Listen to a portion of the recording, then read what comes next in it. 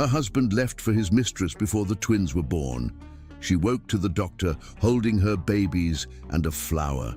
My beautiful family, welcome back to Mr. Peter Stories. Today, my heart feels heavy. I can't help but feel upset because it seems like YouTube is trying to pull us apart, creating distance between us, the way we've always been connected. Lately, it feels like my videos aren't reaching you as they once did. Are you still seeing them in your timeline? I remember when you would like, comment and share, and it would bring us so much closer. But now, it's like the love we've built is slipping through our fingers, and I feel that pain deeply. But today, my beautiful family, let's make a promise together. We won't let this stop us. We will stand strong. Let's like every video, comment from the heart, and share with all the love we can give. Let's show the world how powerful we are when we unite. Let's begin again with love. Andrea Carell gripped the hospital bed rails as another contraction tore through her body. The pain was nothing compared to the hollowness in her chest where her heart should be. Her phone lay silent on the bedside table.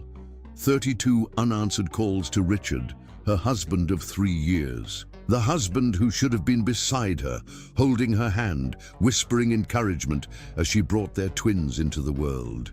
You're doing great, Andrea. I can see the first baby's head. One more big push, Dr. John Douglas urged, his calm voice anchoring her in the storm of pain and abandonment. Andrea screamed as she pushed, tears streaming down her face, not from the physical agony, but from knowing Richard was with her now, with Sophia. The text message had come 5 hours into her labor. I can't do this anymore. Sophia and I are leaving town. This isn't the life I want. I'm sorry. It's a boy, Dr. Douglas announced, lifting the squalling infant. A beautiful, healthy boy. Andrea sobbed as she glimpsed her son, so perfect, so innocent. The nurse quickly took him to be cleaned, while Andrea felt another contraction building.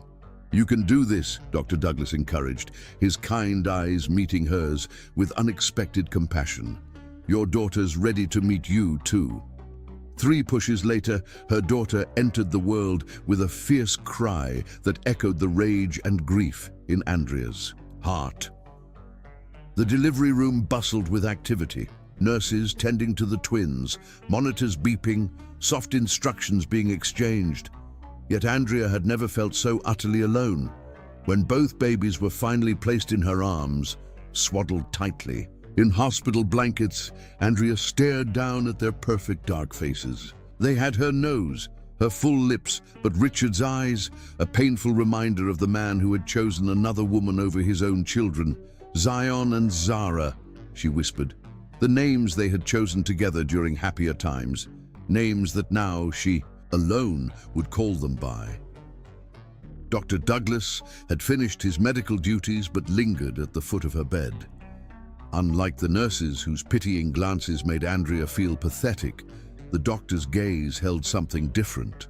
Respect mingled with genuine concern. Is there someone I can call for you, Mrs. Taylor? He asked quietly. Andrea shook her head, her vision blurring with fresh tears. Her mother had passed 2 years ago. Her father lived across the country. Her closest friend was traveling abroad. There's no one, she admitted, the words scraping her raw throat. Dr. Douglas approached cautiously, checking the twins with gentle hands. You're not alone, he said, his voice low and certain. These 2 are here now. And you... He paused, seeming to choose his words carefully. You're stronger than you can possibly know right now. Andrea looked up at him through tear-blurred vision. How could this stranger sound so convinced of her strength when she felt utterly shattered? He left us, she whispered, saying it aloud for the first time. My husband left us for another woman, today, while I was in labor with his children. Dr. Douglas's jaw tightened briefly, the only indication of his thoughts about a man who could make such a choice. I'm very sorry, he said simply. The absence of empty platitudes was strangely comforting. I trusted him with everything, Andrea continued, unable to stop the words now that they'd started flowing. My heart, my future, my body. We created these babies together, and he..." Her voice broke on a sob. "He couldn't even wait until they were born." Dr. Douglas pulled a chair beside her bed and sat, an unprecedented move that protocol probably didn't sanction. "Sometimes the people we trust the most are capable of the deepest betrayals," he said quietly, "but that reflects on their character, not yours." Andrea looked down at her twins, marveling at how her heart could simultaneously feel so full and so hollow. "How am I supposed to do this alone?" she whispered. "One day at a time," Dr. Douglas answered. "Sometimes 1 hour at a time." Something in his tone suggested personal experience with grief. "But you will do it because they need you to." His gaze shifted to the sleeping newborns. "And from what I've seen today, Mrs. Taylor, you have extraordinary strength." Andrea's room grew quiet as evening settled into night. The twins were taken to the nursery so she could rest, though sleep eluded her. Her mind tortured her with images of Richard and Sophia together while she lay alone in a hospital bed. Had their affair been going on throughout her pregnancy? Had Richard been pretending all those times he'd caressed her swollen belly and talked to his unborn children?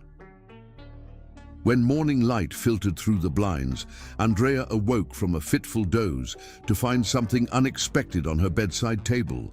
A single white lily in a slim glass vase, elegant in its simplicity. Beside it lay a small card with neat handwriting. "Your children are beautiful, healthy and perfect, just like their mother. Remember, the most exquisite blossoms often grow from the harshest conditions." Dr. Douglas. Andrea touched the delicate, white petals, a single tear sliding down her cheek, but this tear felt different from yesterday's torrent of grief. This tear acknowledged pain, but carried something else too, a tiny seed of determination. When the nurse brought Zion and Zara back, placing them gently in her arms, Andrea looked into their innocent faces and made a silent vow. Richard Taylor had broken every promise he'd ever made to her, but she would never break the ones she was making now to her children. She would be enough for them. She would give them everything they needed, and she would never, ever give anyone the power to destroy her heart again.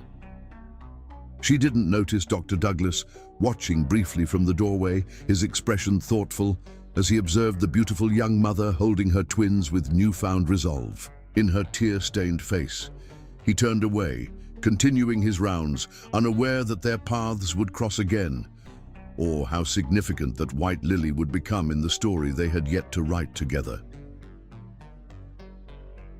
Chapter 2. The Unexpected Guardian. 4 years passed like a whirlwind of sleepless nights, first steps, and hard-won victories. Andrea Carell had transformed from a broken-hearted new mother into a fiercely capable woman who built her life around her twins, Zion and Zara. On this particular Sunday afternoon, she knelt in the grass of the community park, camera in hand, capturing another family's joy while her children played nearby under her friend Tanya's watchful eye. Beautiful. Now just turn toward each other a little more, Andrea instructed the engaged couple posing beneath a flowering dogwood. Photography had become her salvation and livelihood, a career flexible enough for single motherhood that still fulfilled her creative spirit. As she clicked the shutter, Andrea caught sight of Zion and Zara from the corner of her eye, their matching denim overalls and bright smiles making her heart swell. 4 years old and already inseparable, they were the light that had guided her through the darkest time of her life. "That's perfect. I think we've got everything we need," Andrea told the happy couple, who were blissfully entangled in each other's arms. She ignored the familiar pang in her chest, that whisper of what might have been if Richard had truly loved her the way this man clearly adored his fiancée. Andrea packed her equipment while the couple scrolled through preview images on her tablet. These engagement photos would help pay next month's rent on their small but comfortable apartment. Between her growing photography business and the meager child support Richard occasionally remembered to send, they were surviving, though thriving still felt just out of reach. "Mommy! Mommy! Look what we found!" Zara's excited voice called across the park. Andrea turned to see her daughter running toward her, something clutched in her small palm. Zion trailed behind, his expression concerned rather than excited. "What is it, baby?" Andrea smiled, kneeling to meet her daughter at eye level. Zara opened her hand to reveal a peanut butter cookie, already half-eaten. "The nice lady gave us cookies." Andrea's smile froze. "What lady, Zara? You know you're not supposed to take food from strangers." "The lady with the doggy," Zion explained, pointing toward a woman walking a golden retriever on the far side of the park. "Tanya?" Andrea called, looking around for her friend who had been watching the twins. "Just ran to the restroom," Zion answered with the matter-of-factness that made him seem older than his 4 years.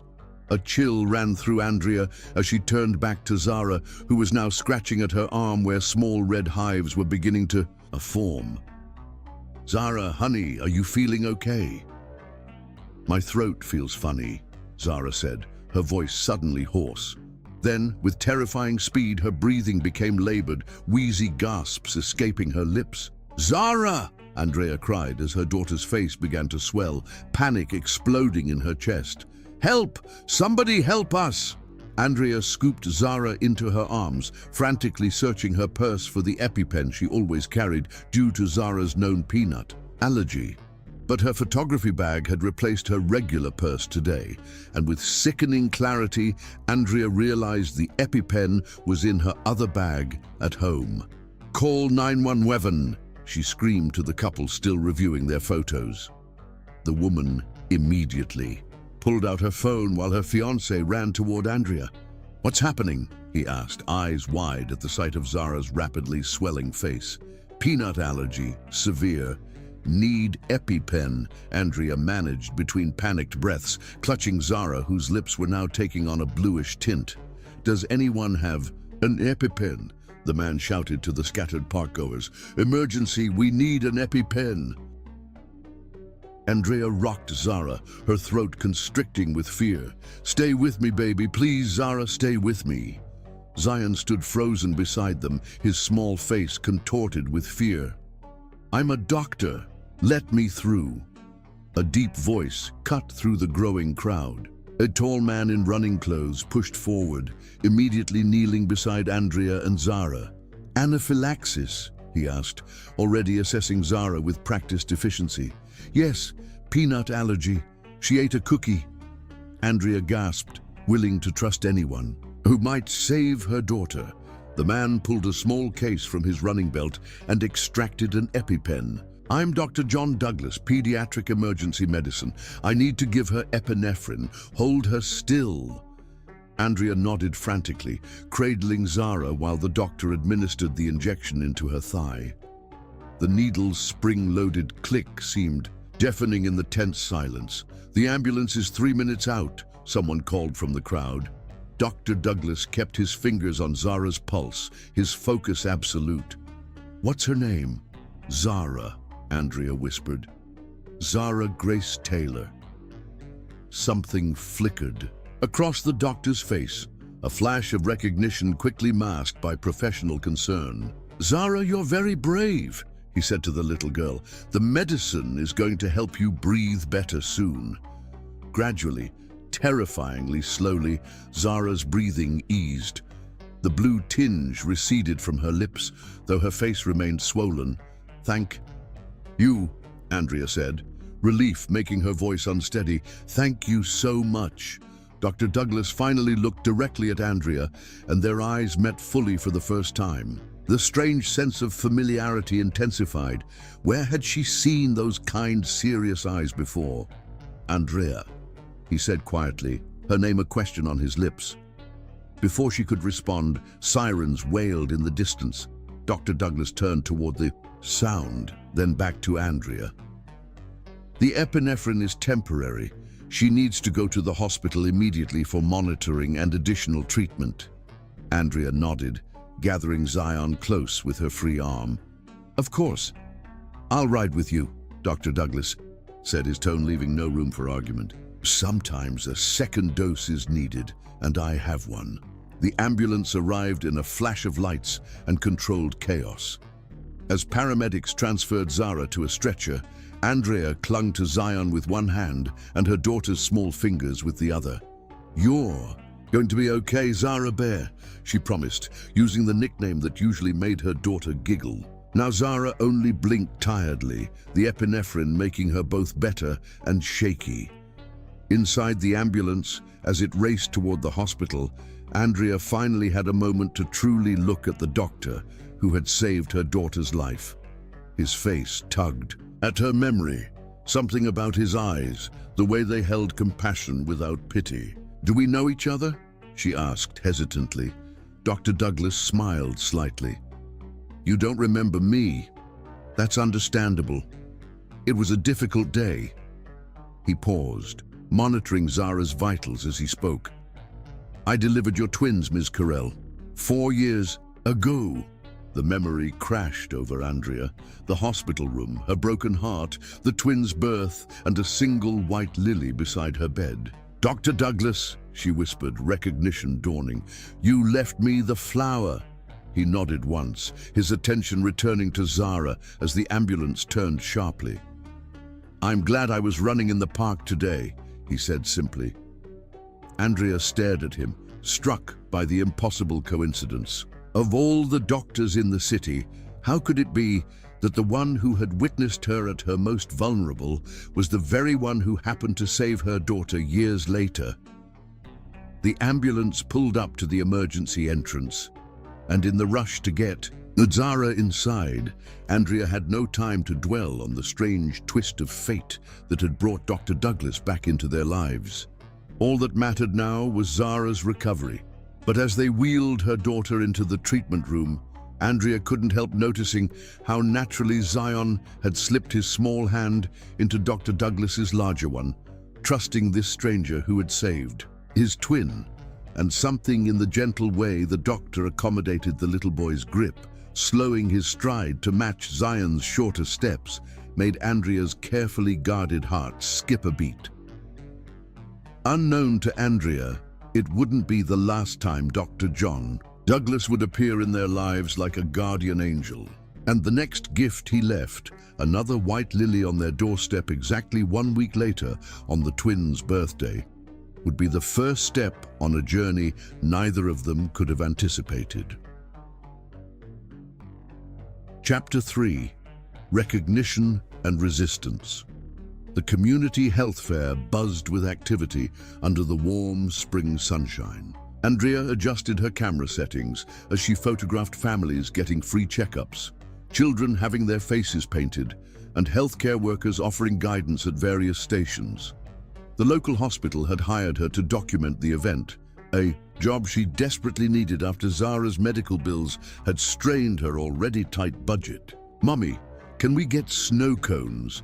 Zion tugged at her sleeve, pointing to a colorful stand where a line of excited children waited.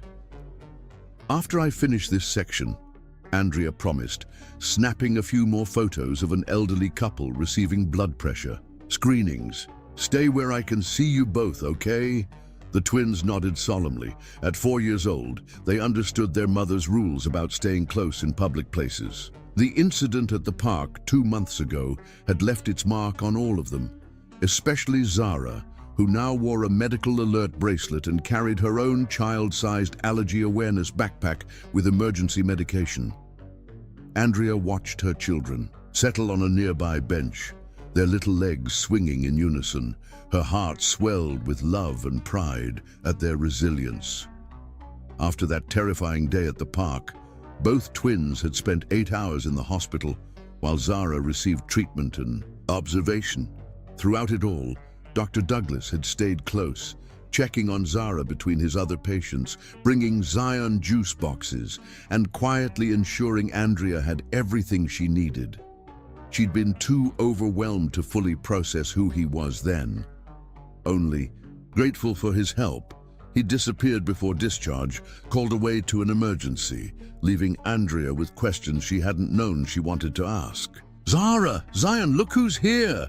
Andrea turned toward the excited voice to see a nurse she recognized from the hospital kneeling beside her children. Next to the nurse stood Dr. Douglas himself, wearing khakis and a blue button-down instead of scrubs or running clothes. His smile as he greeted the twins transformed his normally serious face, revealing dimples she hadn't noticed before. Andrea lowered her camera slowly, watching as both her children practically bounced with excitement.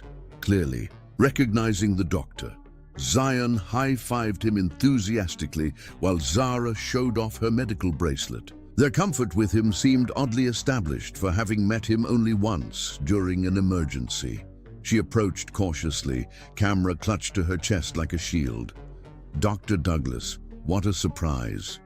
He straightened, his smile softening but remaining. "Ms. Carell, nice to see you all again. Zara was just showing me her new alert bracelet. Very impressive." "It's Ms. Carell now, actually," Andrea corrected. Having reclaimed her maiden name in the divorce proceedings Richard had finally completed 6 months ago. "I didn't realize you'd be here today. I'm running the pediatric screening booth," he explained, gesturing to a tent several yards away festooned with colorful balloons. "We're checking growth markers, doing simple vision tests, that sort of thing." He hesitated, then added, "I was actually hoping to see you all here. I wanted to check how Zara's been doing." Something in his tone snagged Andrea's attention, a familiarity that felt unearned, given their limited interactions. "She's doing well, thank you. We're much more careful about exposing her to potential allergens now." Zion tugged at Dr. Douglas's hand. "Dr. John, will you have lunch with us?" "Mommy." "Made sandwiches, Dr. John?" Andrea's eyebrows rose at the casual nickname. Dr. Douglas glanced at her, something like guilt flickering across his features. "I wouldn't want to intrude on your family time." "Please?" Zara added, her big brown eyes pleading. "How do they know you so well?" Andrea asked quietly, suspicion growing. Before he could answer, an announcement blared through the speakers requesting all medical volunteers return to their stations for the afternoon shift. "Saved by the bell," he murmured, then louder to the twins. "I have to get back to work, but maybe I'll see you later, okay?"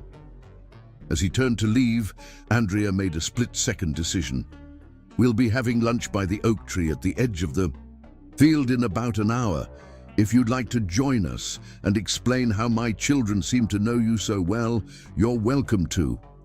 His eyes held hers for a moment, and Andrea felt an unexpected flutter in her stomach. "I'll be there," he promised. Andrea spread a blanket under the massive oak tree, setting out sandwiches and fruit, while the twins played with sidewalk chalk nearby. Her mind raced with possibilities, none of them comforting. Had Dr. Douglas been checking up on her children? Why? A chill ran through her despite the warm day. Was Richard somehow involved? She spotted him approaching across the field and straightened, determined to get answers. "Thank you for inviting me," he said, sitting down at the edge of the blanket when she gestured for him to join them. "Zion, Zara, lunchtime," she called. The twins raced over, delighted to find Dr. Douglas there. "Dr. John, did you bring copper?" Zara asked eagerly. "Who's copper?" Andrea asked, her voice sharp with growing concern. Dr. Douglas winced slightly. "My golden retriever. And no, Zara, no dogs allowed at the health fair, remember?" "How does my daughter know about your dog?" Andrea demanded quietly as the twins dug into their sandwiches. He took a deep breath.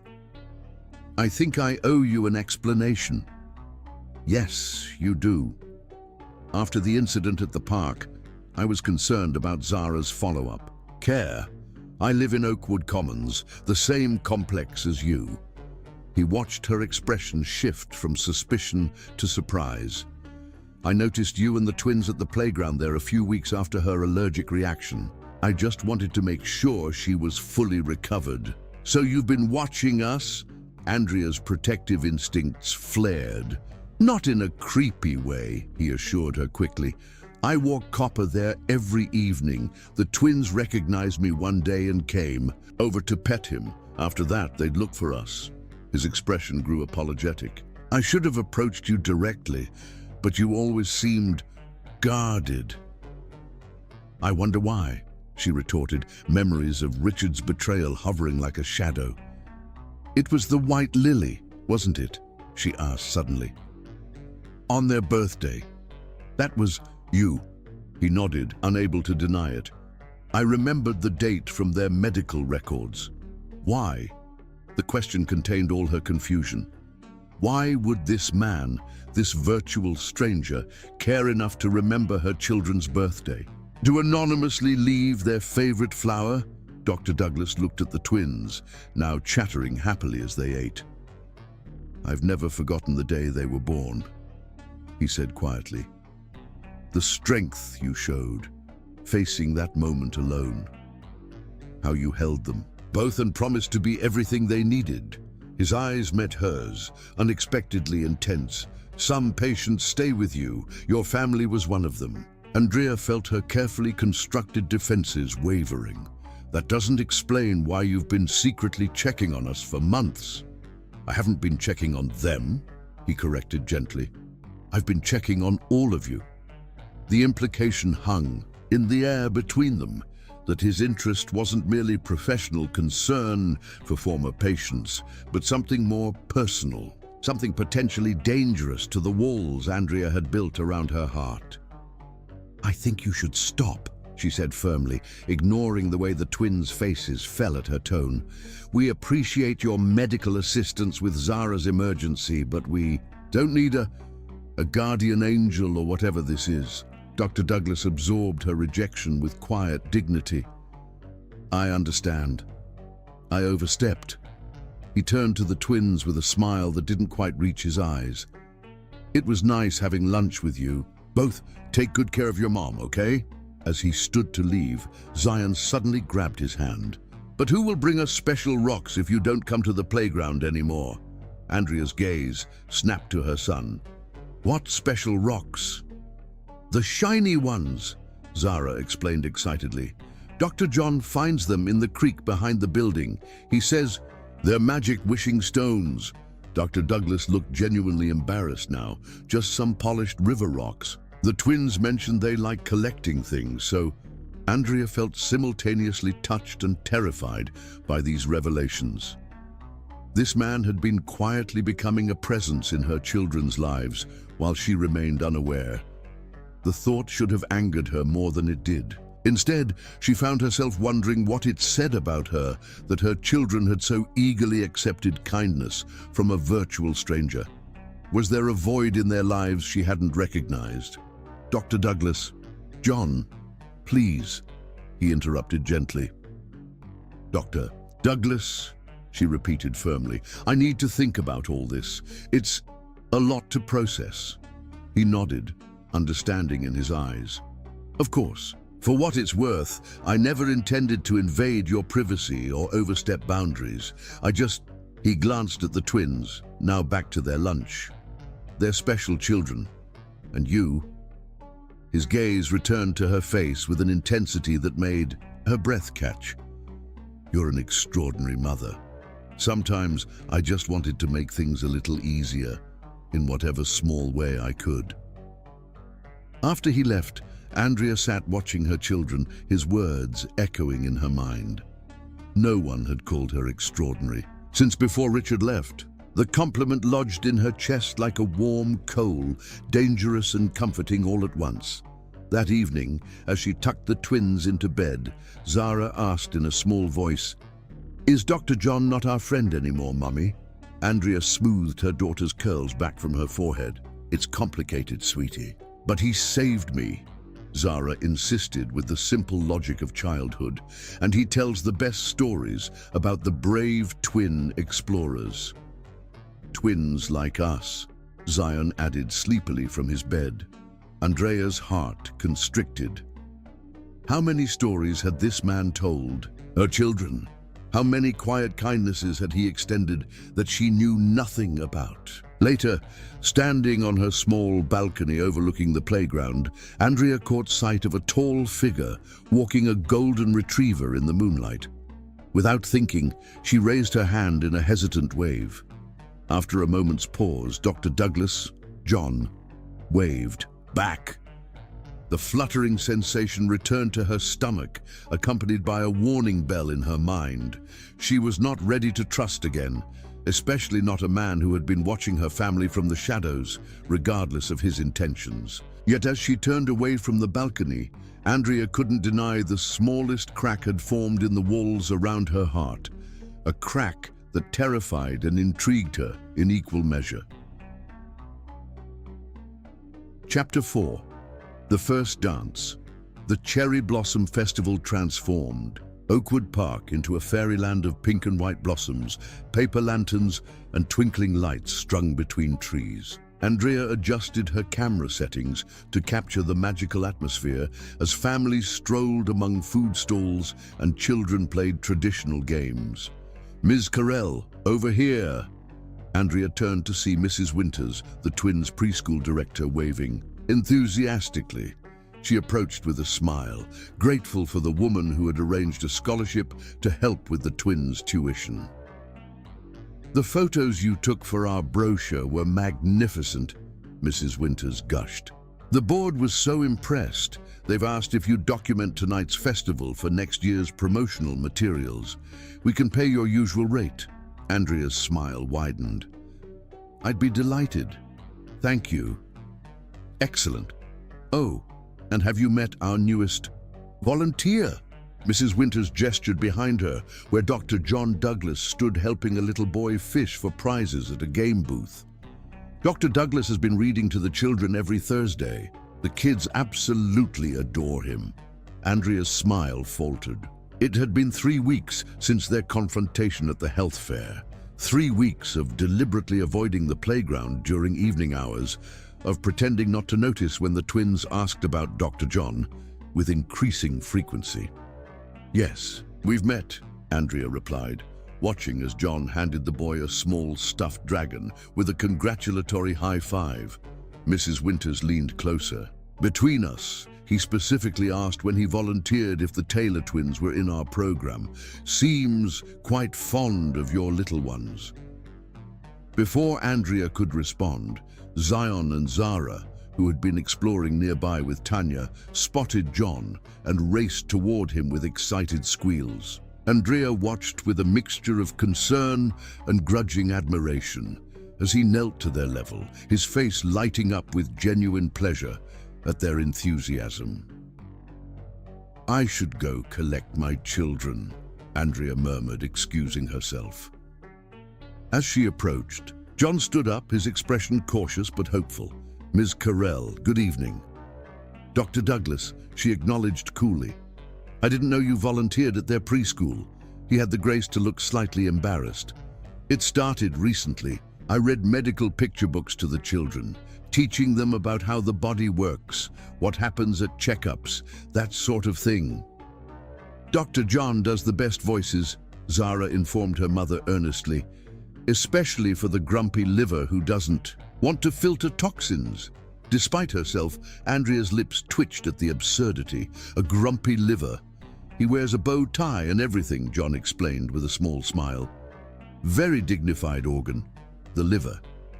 The tension between them eased fractionally as the twins began recounting their favorite parts of his stories. Andrea studied him as he listened attentively to their rambling explanations. In the soft glow of the lanterns, with cherry blossoms occasionally drifting down around them, she couldn't deny he was handsome. His strong jaw softened by kind eyes, his professional demeanor balanced by the gentle way he interacted with children. "Can Dr. John have dinner with us?" Zion asked suddenly. "We're getting noodles from the food truck." Andrea hesitated, but before she could formulate a gentle refusal, the festival band began playing, and an announcer's voice rang out, "Ladies and gentlemen, the Cherry Blossom Dance begins in 5 minutes. Bring your partners to the central pavilion." "A dance!" Zara clapped excitedly. "Mummy, can we watch the dancing?" Grateful for the distraction, Andrea nodded.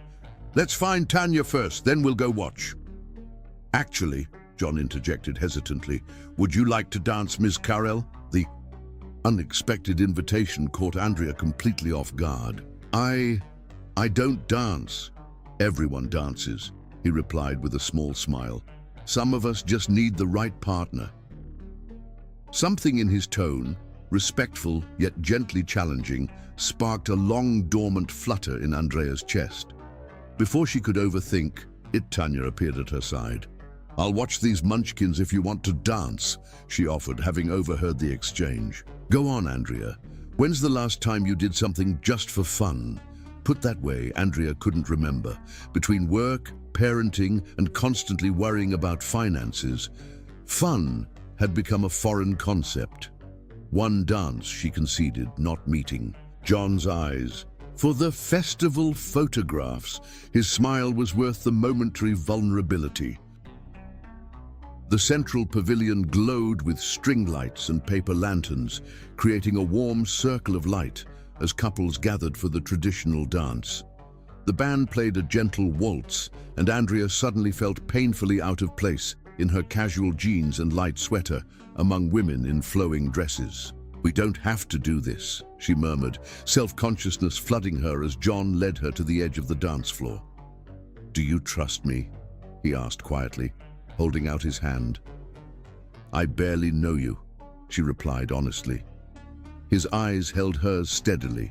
"Fair enough. Let me rephrase. Would you be willing to try?" Andrea hesitated, then placed her hand in his.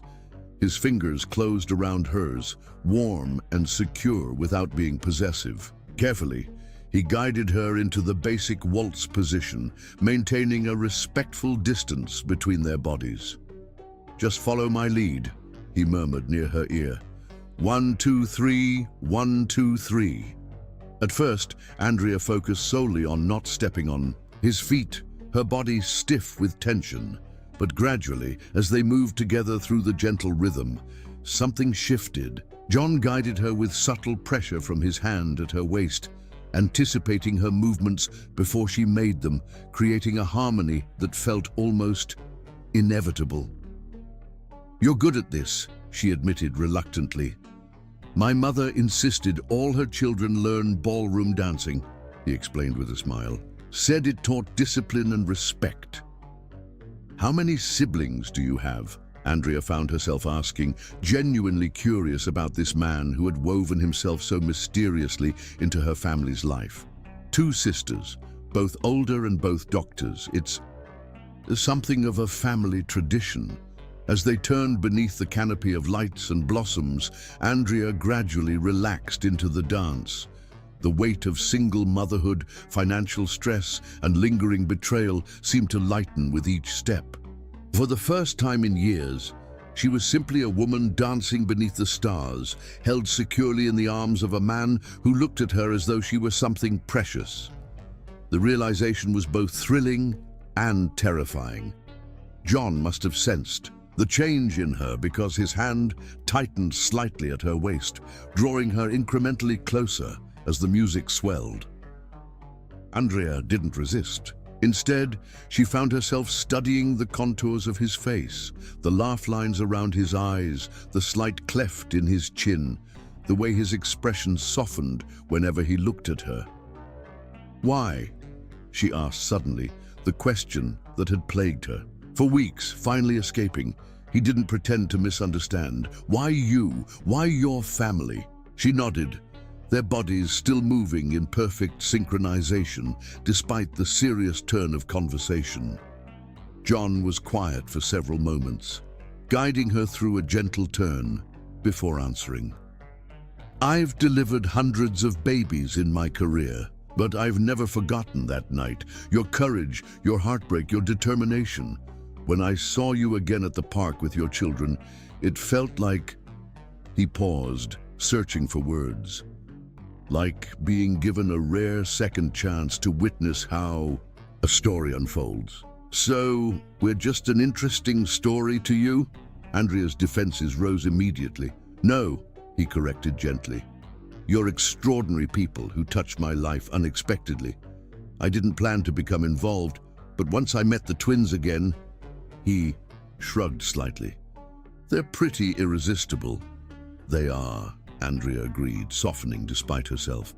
The music shifted to something slower, more intimate. Couples around them drew closer, and Andrea suddenly became acutely aware of the space between their bodies, space that felt both necessary and somehow wrong.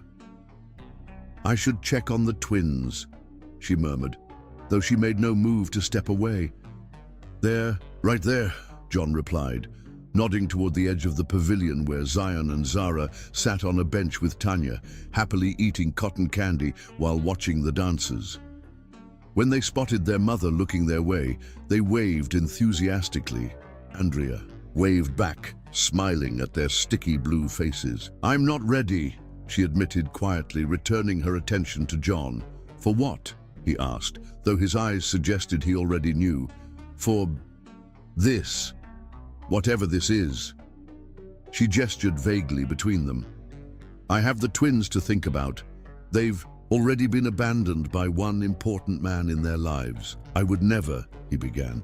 "You can't promise that," she interrupted. "No one can. Life happens. People change their minds." The music was drawing to a close, and Andrea felt a strange reluctance to have the dance end, to break this unexpected connection that had formed between them. John guided her through one final turn, then surprised her by drawing her slightly, closer as the last notes played. His gaze dropped briefly to her lips, and Andrea felt her heart skip several beats as the air between them seemed to charge with possibility. For one breathless moment, she thought he might kiss her. For one terrifying moment, she wanted him to. "Mommy! Dr. John! We saved you cotton candy!" Zion's voice pierced the spell as he and Zara bounded onto the dance floor, effectively ending the moment. John stepped back, releasing her with visible reluctance. "Thank you for the dance, Ms. Carell." "Andrea," she corrected, the name an offering of sorts. "I think, after everything, you can call me Andrea." His smile was like sunrise. "Andrea," he repeated, as though testing the privilege of using her name. As the twins dragged them toward the cotton candy stand, chattering excitedly about the dance they had witnessed, Andrea caught John watching her with an expression that made her breath catch. Tenderness mingled with something deeper, more patient, more determined than she was prepared to acknowledge. Later that night, after putting the overtired twins to bed, Andrea stood on her balcony again.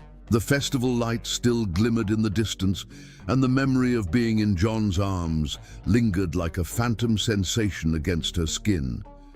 She was not ready to trust again. She was not ready to risk her heart, or, more importantly, her children's. Hearts on a man, any man, even one as seemingly perfect as Dr. John Douglas. But as she turned to go inside, Andrea caught sight of a small white lily in a simple glass vase, placed carefully on her doorstep, identical to the one that had appeared beside her hospital bed on the worst day of her life. Despite her reservations, despite the warning bells, Andrea smiled as she brought the flower inside, its sweet fragrance filling her small apartment with the undeniable scent of possibility. Chapter 5. Storm and Shelter. "Mommy, are the big winds going to blow our house away?" Zara's eyes were wide with fear as she clutched her stuffed rabbit tighter. Andrea turned from taping the windows of their apartment, forcing a reassuring smile despite her own anxiety. Hurricane Eliza had strengthened overnight, transforming from a tropical storm into a Category 3 hurricane headed directly for their coastal town. Evacuation orders had been issued for beachfront properties, while inland residents like Andrea were advised to shelter in place. "No, sweetie. Our house is strong," she promised, though the apartment building's maintenance issues made her less confident than she sounded. "We'll be okay. We have our emergency kit, flashlights, and plenty of snacks." Zion looked up from arranging their collection of battery-operated candles. Ms. Winter said the hurricane might make the power go out. It might, Andrea acknowledged, checking her phone for the latest update. The storm was expected to make landfall in 6 hours, with the worst conditions hitting overnight. But remember our practice? We'll make a blanket fort and pretend we're camping. A sharp knock on the door startled all three of them. Andrea wasn't expecting anyone. Most of her neighbors had left to stay with family further inland. Andrea, it's John. May I speak with you? The twins perked up immediately at the sound of Dr. Douglas's voice. Since the Cherry Blossom Festival 3 weeks ago, he had maintained a respectful distance while remaining friendly, waving from across the playground, chatting briefly during his volunteer sessions at the preschool, but never pushing for more than Andrea seemed comfortable with. She opened the door to find him looking uncharacteristically disheveled, concern etched across his features. "Are you planning to stay here during the hurricane?" he asked without preamble. "Yes, we've prepared. This building's roof was already compromised in the last storm," he interrupted, his normally calm demeanor replaced with urgency. "The maintenance reports were filed, but repairs were never completed. It's not safe," Andrea frowned. "How do you know that?" "My sister's on the town council. I called her when I saw the hurricane's projected path." He glanced at the twins, then lowered his voice. "Andrea, please. My house is on higher ground, with impact-resistant windows and a generator. I'm inviting you and the twins to weather the storm there." Fear and pride warred within her. The thought of facing the hurricane in their apartment suddenly seemed foolish, with her children's safety at stake. Yet accepting meant placing herself in a position of vulnerability, owing John, being in his private space, crossing boundaries she'd carefully maintained. "Dr. John!" Zion exclaimed, spotting him from where he'd been arranging candles. "Are you here to help with the hurricane?" John's expression softened as he knelt to the little boy's level. "That's exactly why I'm here, buddy. I thought maybe you, your sister, and your mom might want to have a hurricane sleepover at my house. It's very strong, and I even have a special room where storms can't scare us." "Like a secret fort?" Zara asked, inching closer. "Even better. It's a reinforced interior room with no windows, perfect for hurricanes, and for building blanket forts inside." Andrea watched her children's eyes light up at the prospect, their earlier fear replaced with excitement. How did he always know exactly what to say to them? "We can pack quickly," she conceded, making her decision. "But we're bringing our own supplies. I don't want to impose." John's relief was palpable. "Thank you, and you're not imposing. I invited you." He checked his watch. "The roads will be closing in a few hours. I'll help you pack." John's house was nothing like Andrea had imagined. Instead of the sleek bachelor pad she'd expected, the 2-story craftsman home was warm and inviting, with comfortable furniture, shelves filled with books, and surprisingly child-friendly spaces. "It was my grandparents' home," he explained as he showed them around. "I renovated it after medical school, but kept the character." The twins explored with excited curiosity, while Andrea took in details that revealed more about the man than he perhaps intended. Medical journals alongside classic literature, framed photographs of what appeared to be his large extended family, a piano in the corner with sheet music open. "You play?" "You," she asked, nodding toward the instrument. "Badly," he admitted with a self-deprecating smile. "But it relaxes me after difficult days at the hospital." The domesticity of the scene, her children exploring his home, John offering them shelter from the storm, created an intimacy that made Andrea simultaneously comfortable and uneasy. It felt too natural, too right, too much like something she'd given up hoping for. "The hurricane room is downstairs," John explained, leading them to a reinforced space he'd created in the basement. "It's connected to the generator, so we'll have power even if the rest of the town loses electricity." The storm arrived sooner than predicted, winds screaming around the house by early evening. Though John's sturdy home barely trembled under the hurricane's assault, the noise was terrifying. As darkness fell and the power predictably failed, they retreated to the hurricane room, where the generator kept essential lights and systems running. True to his word, John helped the twins construct an elaborate blanket fort in the middle of the room, complete with pillows, battery-operated fairy lights, and space for their stuffed animals. He produced a stack of board games that kept them entertained as the storm raged above. "They adore you," Andrea observed quietly as they sat, watching the twins play a simplified version of checkers inside their fort. "It's like they've known you their whole lives." John's gaze remained on the children, though his expression turned reflective. "Kids have good instincts about people, better than adults sometimes." "What does that mean?" she asked, unsure if she should be offended. He turned to her then, his eyes holding hers with gentle challenge. "It means children haven't learned to let fear disguise itself as caution yet." The observation struck uncomfortably close to home. "Fear serves a purpose," she argued softly. "It protects us from repeating painful mistakes." "True," he acknowledged, "but it can also prevent us from experiencing joy." Before Andrea could respond, a particularly violent gust shook the house, causing the lights to flicker.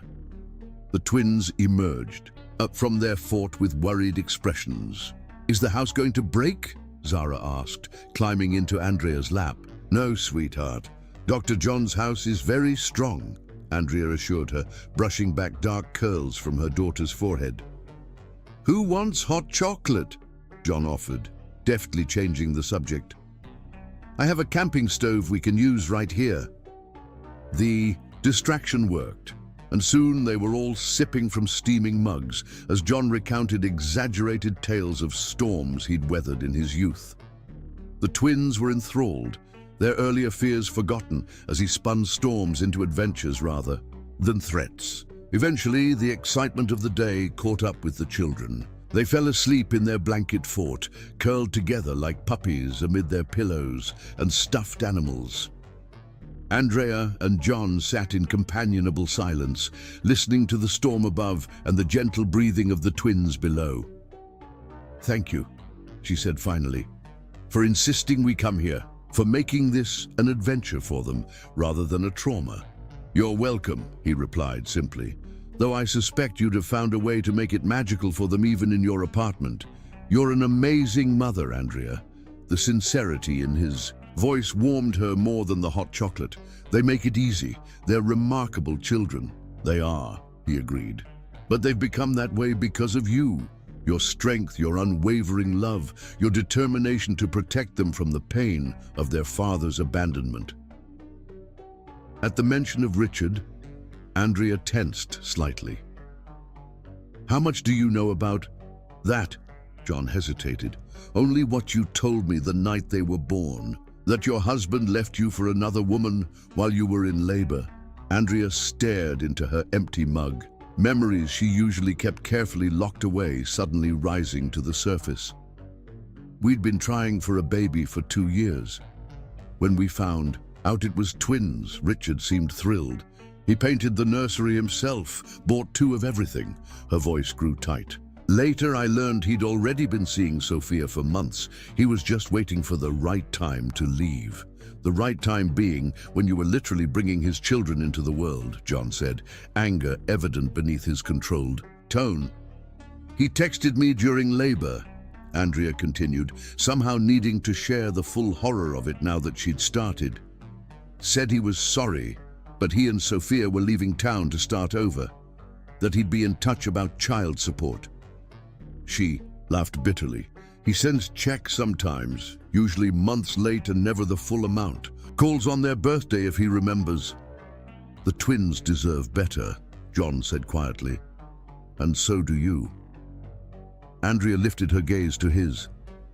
In the soft, emergency lighting, with the storm raging outside and her children sleeping safely nearby, she felt a dangerous lowering of her defenses. "What if I don't know how to choose better? What if I'm broken in ways that can't be fixed?" John moved closer, his eyes never leaving hers.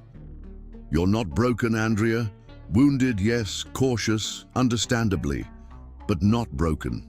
She wasn't sure who moved first.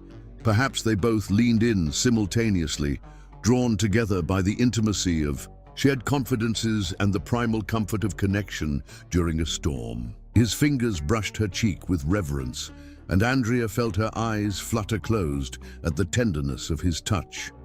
When their lips finally met, it wasn't the passionate collision she'd half expected. Instead, John kissed her with exquisite gentleness, as though she were something precious and fragile.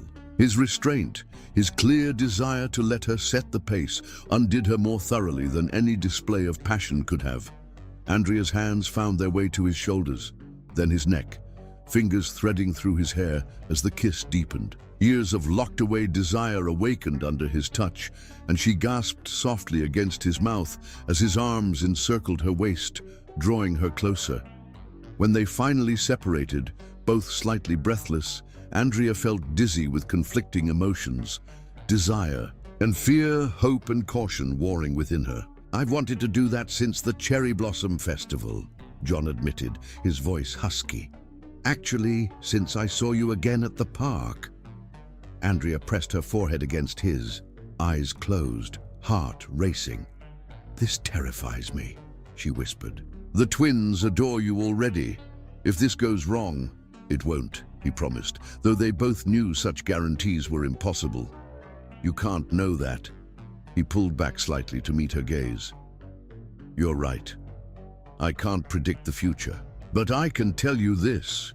I would never willingly hurt you or the twins. Whatever happens between us, I will never simply disappear from their lives the way their father did." The declaration, spoken with such conviction, broke something open inside. Andrea, a small, cautious bloom of hope she'd thought permanently withered. The storm continued to rage above them. But within the safe confines of the hurricane room, wrapped in John's arms, with her children sleeping peacefully nearby, Andrea allowed herself to imagine a different kind of future than the lonely one she'd resigned herself to. As if reading her thoughts, John brushed his lips against her temple. "One day at a time," he murmured.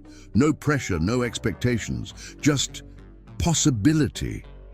"Possibility," Andrea echoed, the word both promise and prayer, as they held each other while the hurricane slowly spent its fury above. Chapter 6. The First. Heartbreak. 6 months had passed since Hurricane Eliza had forced Andrea and the twins to seek shelter with John.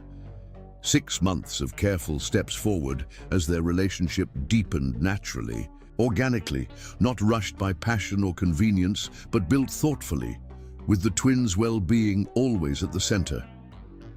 They had established a comfortable rhythm.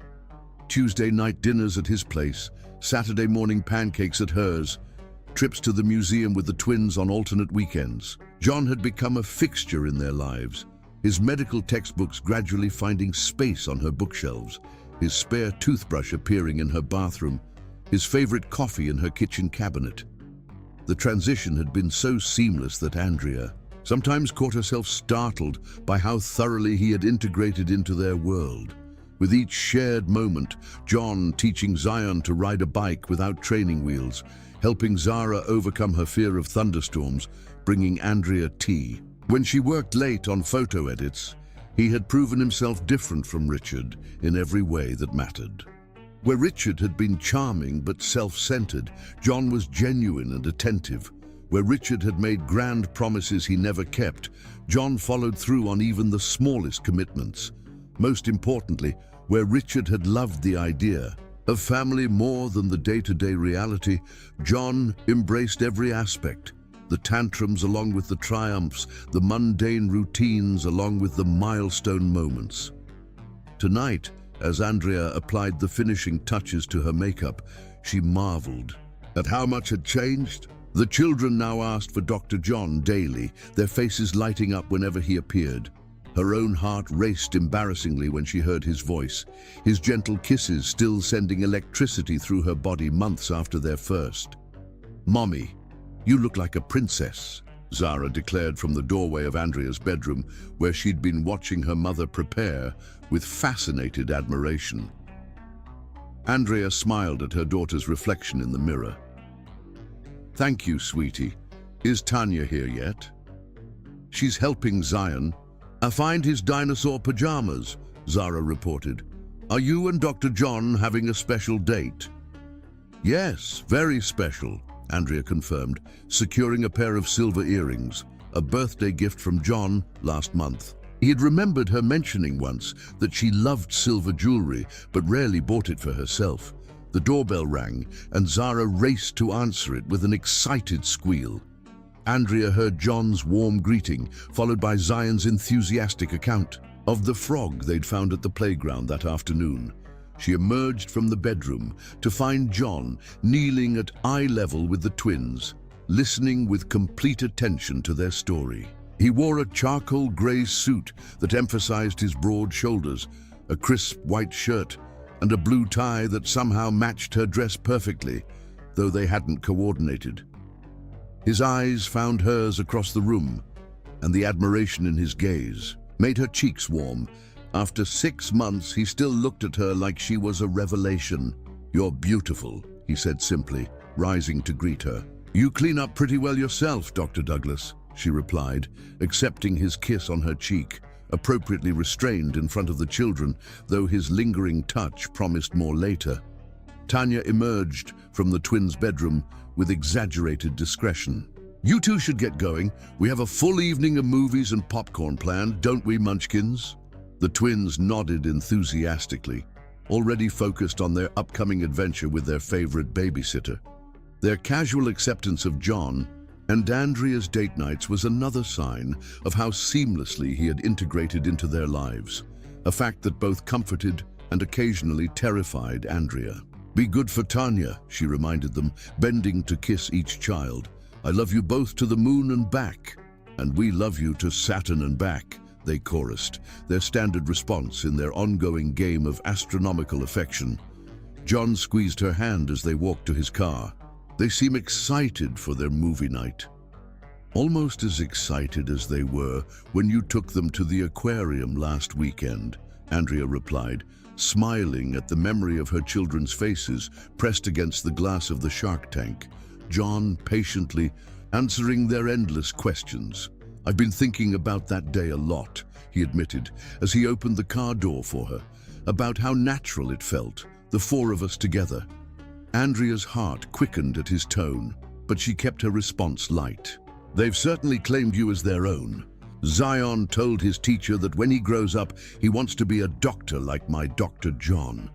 John's face softened with emotion as he slid into the driver's seat. "That's quite an honor."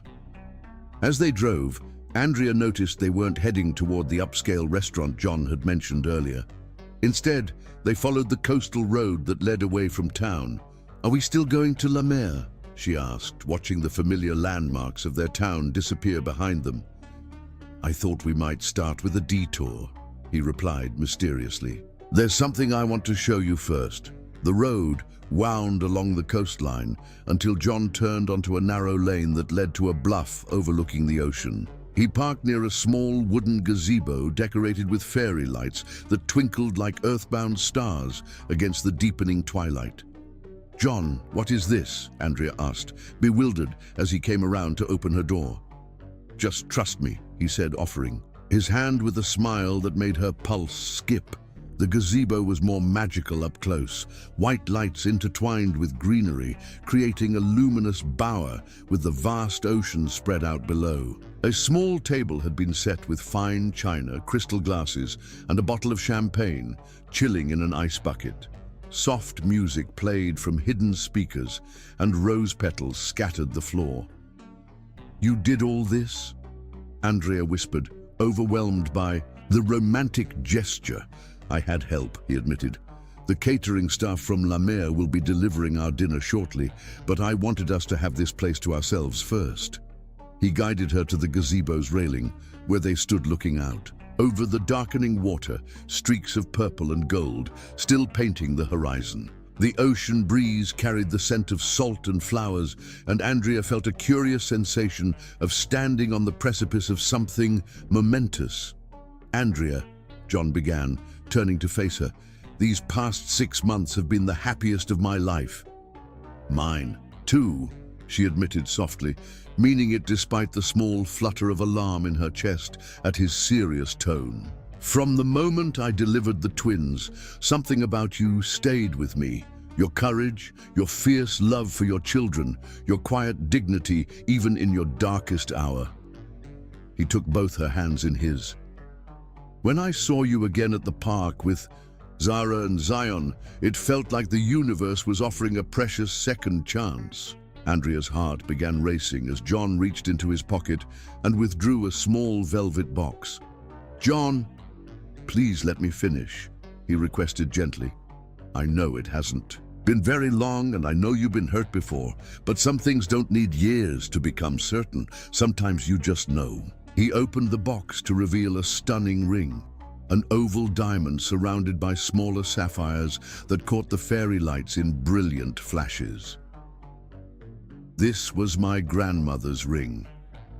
She and my grandfather were married for 62 years.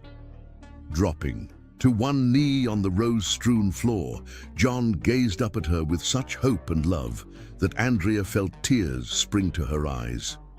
"Andrea Carell, I love you.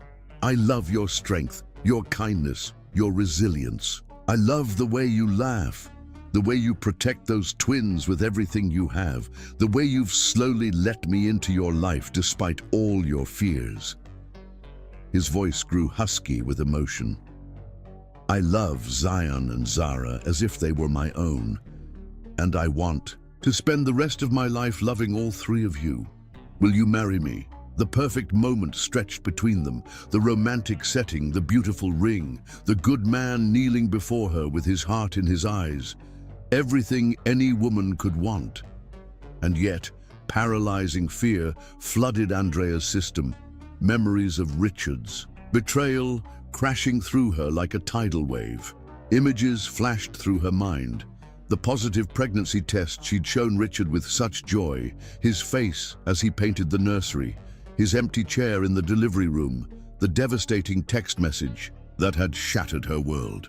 "I can't," she whispered, the words escaping before she could stop them. John's expression froze, hope still visible but now shadowed by confusion. "Andrea, I'm sorry. I can't, John." Tears spilled down her cheeks as she backed away, her hands trembling. "Please get up. Don't kneel like that." He rose slowly, the ring box still open in his palm. "Talk to me," he said quietly. "Whatever you're afraid of, we can face it together." "You don't understand," she said, wrapping her arms around herself, as though physically holding her pieces together. "I thought I was ready, but I'm not. I can't do this again. Trust someone that completely build a life on promises that might be broken."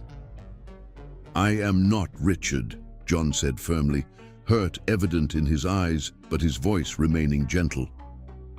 "I would never.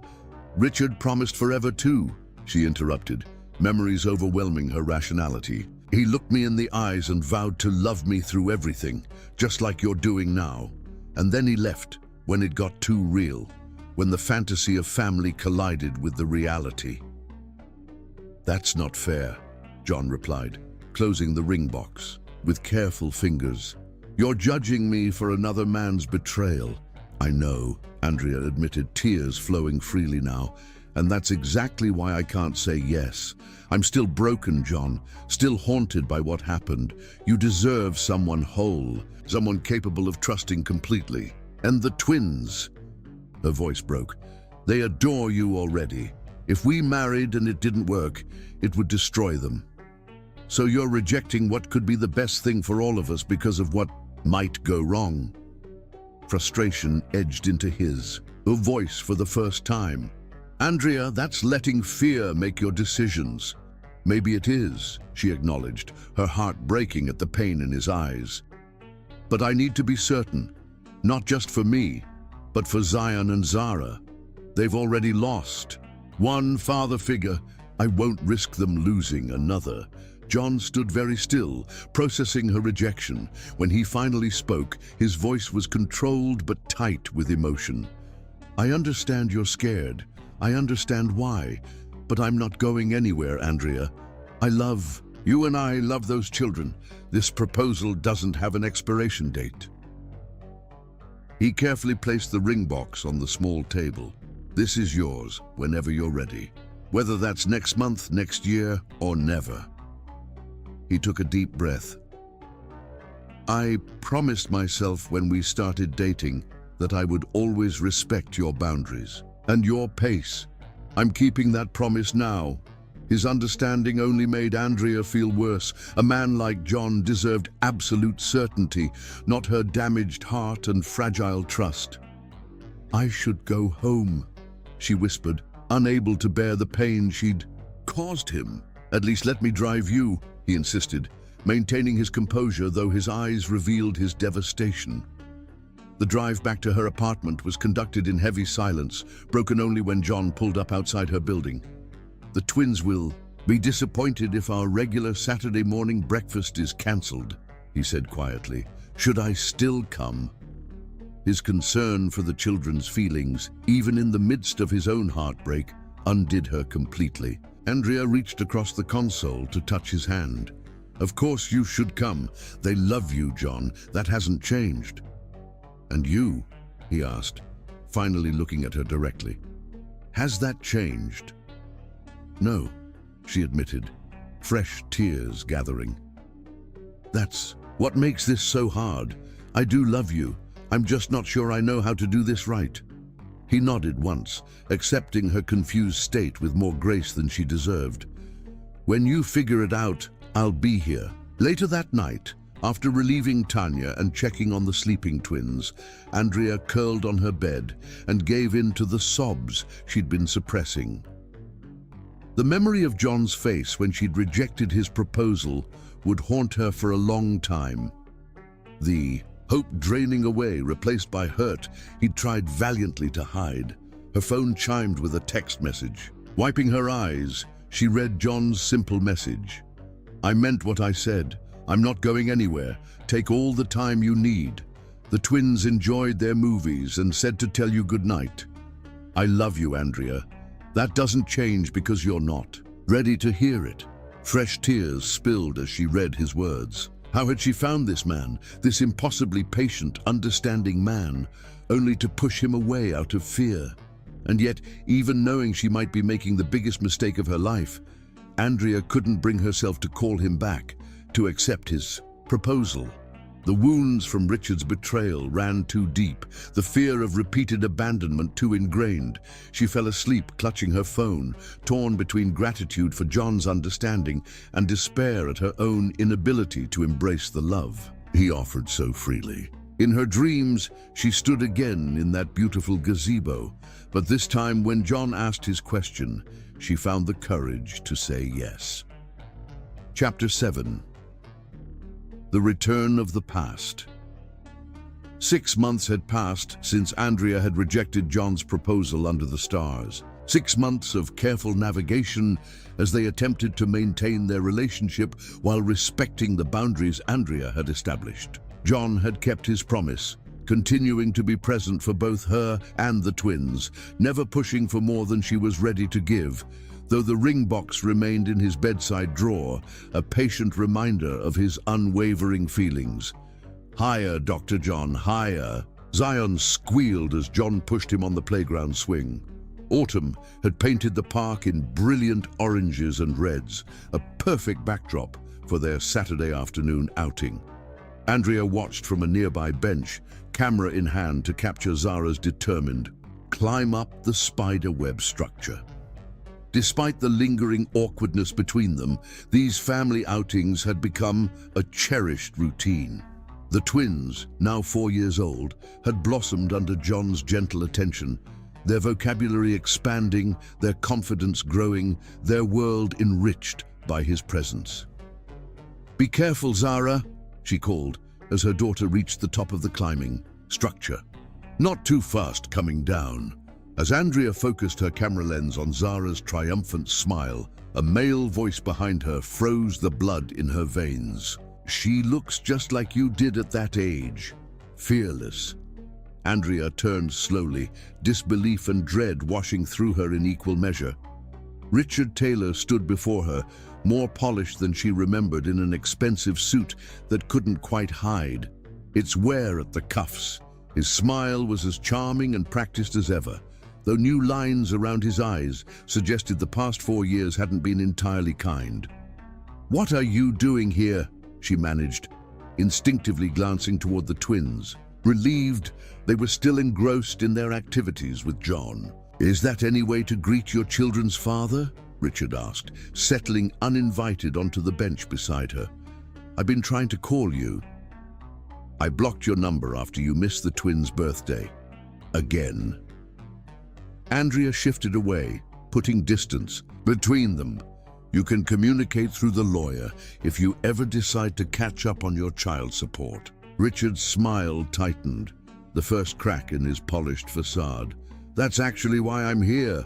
I've had some financial setbacks. I was hoping we could renegotiate the payment schedule." "Financial setbacks," Andrea repeated flatly. "Is that what you call it when your girlfriend spends all your money and leaves you?" A flicker of anger crossed his face before he masked it with practiced charm. "I see you've kept tabs on me." "Small town," she replied, though in truth she'd heard nothing about Richard or Sophia in years. His reaction simply confirmed what she'd already suspected. He wouldn't be here otherwise. The Richard she remembered never looked back unless he needed something. "Sophia and I are taking a break," he admitted, adjusting his gold cufflinks, likely the last remnants of his former prosperity. "Things got complicated, but that's not why I came back, Andrea." He leaned closer, his cologne triggering unwanted memories. "I've missed you. Missed the kids." "The kids have names," Andrea said coldly. "Zion and Zara. Children you've seen exactly 3 times in 4 years. "I want to change that," Richard insisted, reaching for her hand. "I've been doing a lot of thinking, Andrea, about what matters, about family." The words might have once made her heart leap with hope. Now they rang hollow, rehearsed, like lines from a script he'd prepared for this performance. Andrea pulled her hand away as though burned. "Don't! Mommy! Look at me!" Zion called from the swings, his legs pumping as John pushed him higher. Richard's gaze shifted to the playground, narrowing when he spotted John.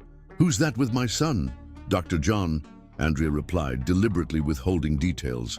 "A friend." "Looks friendly," Richard observed, a hint of possessiveness in his tone that he had no right to claim. "How long has he been around?" Before Andrea could answer, Zara spotted them from the climbing structure. She froze, staring at the stranger, sitting beside her mother with open curiosity. Then, with characteristic boldness, she scrambled down and marched toward them. "Who are you?" she demanded, stopping directly in front of Richard, hands on her small hips. Richard's expression softened as he took in the little girl, a miniature version of Andrea with his eyes. "I'm your daddy, sweetheart. Don't you remember me?" Confusion clouded Zara's face. "My daddy doesn't visit, he lives far away." The simple statement, delivered with a child's devastating honesty, caused Richard to flinch visibly. "Well, I'm here now," he said, his smile strained. "And I've brought presents for you and your brother." Andrea placed a protective hand on Zara's shoulder, recognizing the familiar pattern. Richard's absences, always followed by extravagant gifts, rather than the consistent presence their children actually needed. "Zara, why don't you go tell Zion to come over? We need to talk to your father." As Zara ran to fetch her brother, Richard turned to Andrea with renewed determination. "They've gotten so big. Zara looks exactly like you." "Children tend to grow when you don't see them for years," Andrea replied, unable to keep the bitterness from her voice. John had noticed the newcomer by now, his posture alert as he watched. Zara whispered something to Zion. With the protective instinct Andrea had come to rely on, he led both children toward them, his expression wary but composed. "Everything okay?" he asked Andrea, positioning himself slightly between her and Richard. "John, this is Richard Taylor," Andrea said stiffly, "the twins' father." Recognition and something darker flashed across John's face before he extended his hand with professional courtesy.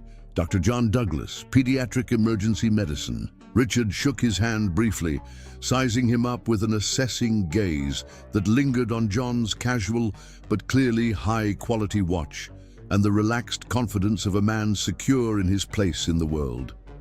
"Doctor, huh? How do you know my family?" The possessive phrasing made Andrea's jaw clench. "John is my—" She hesitated, their complicated status momentarily tripping her up. "I'm a friend of the family," John supplied smoothly. "Zion, Zara, why don't we give your mum and dad a minute to talk? I think I saw an ice cream truck by the entrance." The twins, sensing the tension but lured by the promise of ice cream, allowed John to guide them away after receiving a reassuring nod from Andrea. Once they were out of earshot, Andrea turned to Richard with cold fury. "Let's be clear. You don't get to show up after years of absence and claim us as your family. You lost that right when you abandoned me in labor." Richard had the decency to look uncomfortable, though Andrea couldn't tell if it was genuine remorse or simply annoyance at being confronted. "I know I've made mistakes." "Mistakes?" Andrea interrupted, years of suppressed anger finally breaking through. "You left me alone to give birth to your children while you ran off with another woman. You've provided sporadic child support at best. You've missed birthdays, first steps, first words, everything that matters. Those aren't mistakes, Richard. Those are choices." "I want to make it right," he insisted, reaching for her hand again, his expression shifting to the contrite, boyish look that had once melted her defenses. "Sophia's gone. I've been re-evaluating what's important. And it's you, Andrea. It's always been you and the kids." The words she might once have longed to hear now rang hollow. What happened? Did Sophia finally realize you'd leave her too when things got difficult? Richard's expression hardened, his charm falling away to reveal the self-centered man beneath. "It wasn't like that." "No. What was it like then? Did she spend all your money, get tired of your charm? Or did you simply realize being a bachelor isn't as fun when you're broke?" His flash of anger confirmed her suspicions. "You always did think the worst of me." "No, Richard, I used to think the best of you. That was my mistake." Andrea stood, gathering her camera bag. "If you genuinely want to be part of the twins' lives, we can work something out. Supervised visits, gradually increased as they become comfortable with you. But if this is about money or getting back together, you can leave right now." Richard stood as well, smoothing his expensive suit with practiced nonchalance that couldn't hide the fact that it had seen better days. "I've changed, Andrea. I know, I hurt you, but people deserve second chances. We were good together once." "We were never good together," Andrea replied, the clarity of hindsight sharpening her words. "I just couldn't see it until you left." John was returning with the twins, each clutching an ice cream cone. Richard's gaze shifted between Andrea and John, noting their unspoken communication with narrowed eyes. "So, you and the doctor," he said quietly. "Is it serious?" Andrea considered the question, watching John help Zara with a dripping cone while making Zion laugh. "That's none of your business. They're my kids. Who's around them is absolutely my business," Richard countered, a hint of the controlling behavior Andrea had forgotten emerging in his tone. "Now you're concerned about their welfare. Where was that concern for the past 4 years? Andrea shook her head in disbelief. "John has been more of a father to them in 1 year than you've been their entire lives." Richard's face flushed with anger, his mask of charm cracking completely. "I'm their real father. Nothing changes that. Not your boyfriend, not time, not distance." "Biology isn't what makes a father," Andrea replied. "Presence does, love does, consistency does." The twins reached them before Richard could respond, ice cream smeared around their smiling mouths. Zion approached Richard cautiously, studying him with serious eyes. "Are you really our daddy?" Richard knelt to the little boy's level, his charm returning full force. "I am, buddy, and I've missed you very much." Zion considered this with a child's gravity. "Then why don't you visit us? Dr. John visits us all the time, even when he's tired from the hospital." The innocent comparison landed like a physical blow. Richard's smile faltered as he glanced up at John, who stood protectively near the twins, but remained silent, allowing the family moment to unfold without interference. "Sometimes grown-ups make mistakes," Richard said, choosing his words carefully. "But I'm here now, and I brought presents." He reached into his jacket pocket, producing 2 small wrapped packages. "Would you like to open them?" Andrea nodded her permission, and the twins accepted the gifts with polite thanks, a behavior John had modeled for them repeatedly. Inside were expensive electronic games that made their eyes widen with excitement.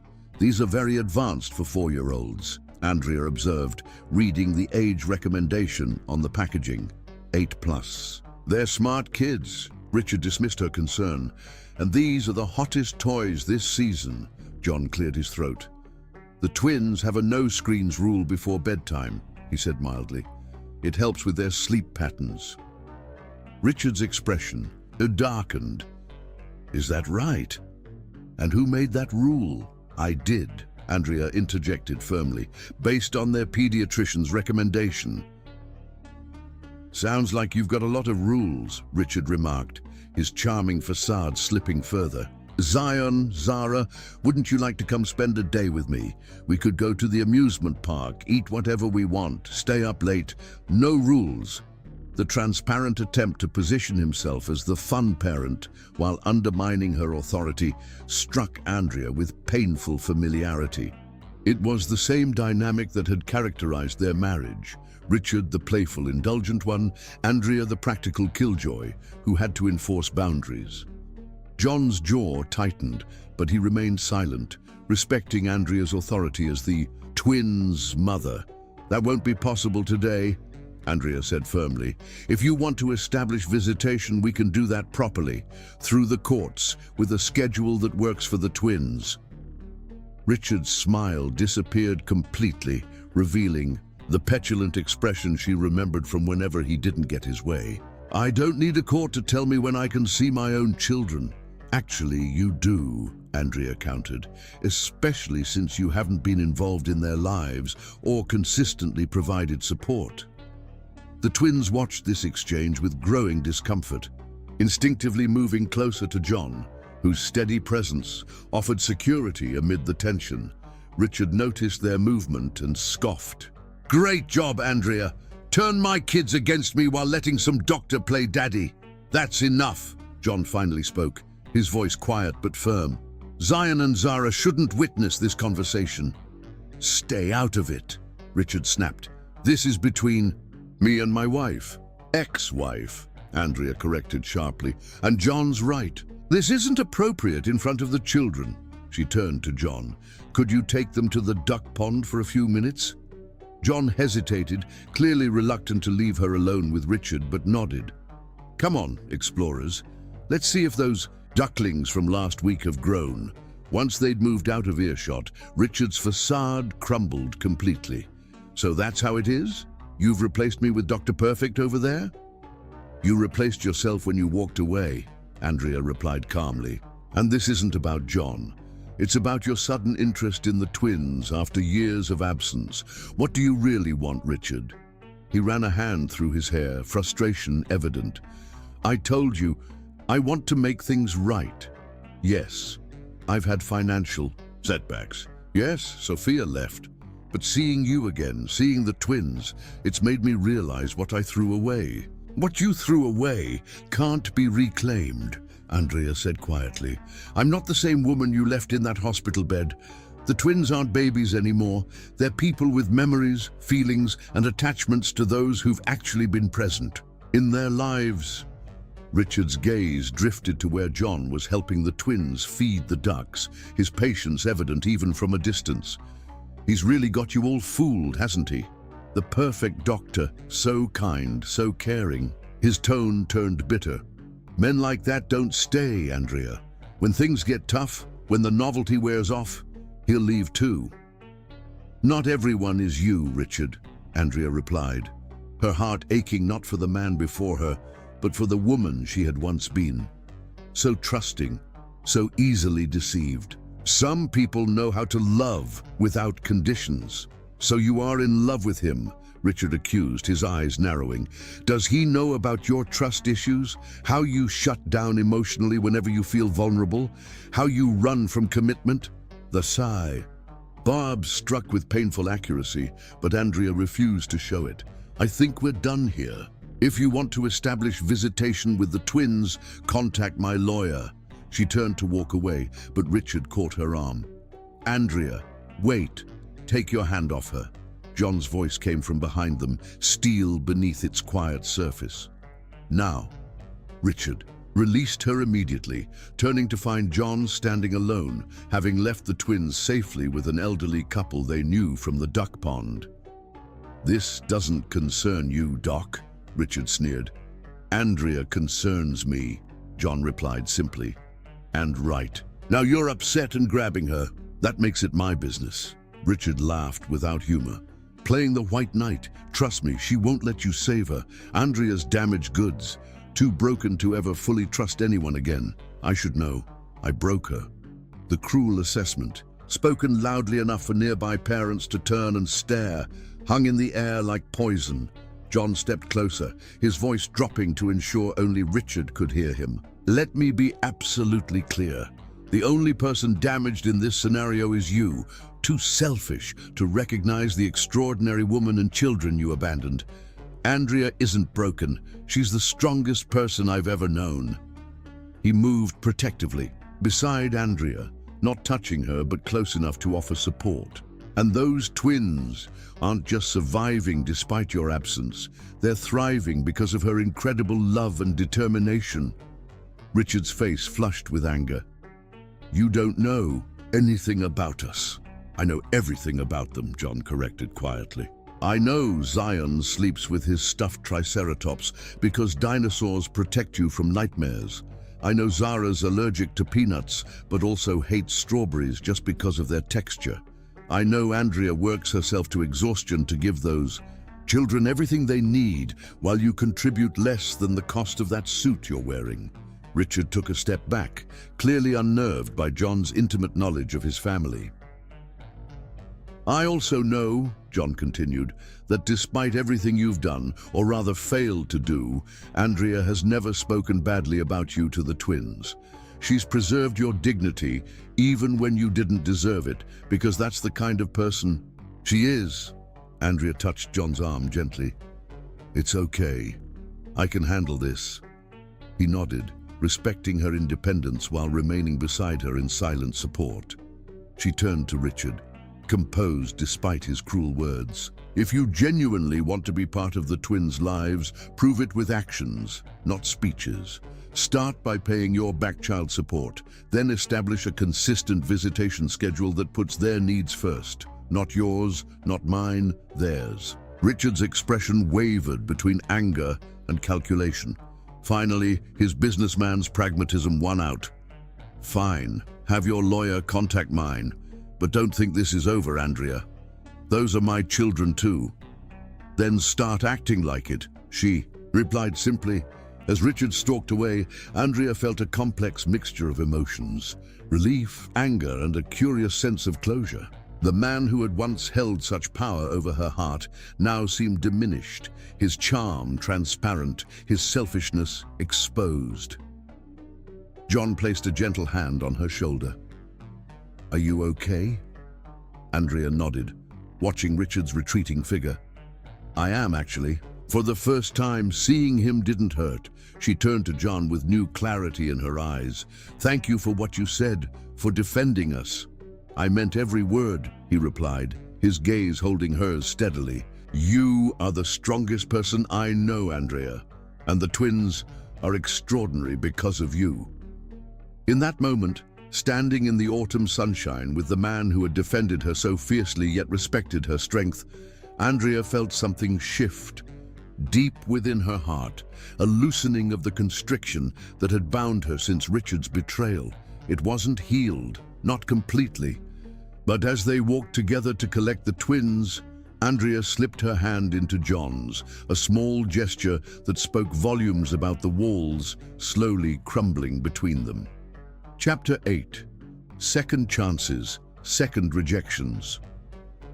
The weeks following Richard's reappearance brought unexpected changes to Andrea's life. True to his word, Richard had his lawyer contact hers, initiating formal proceedings to establish a visitation schedule.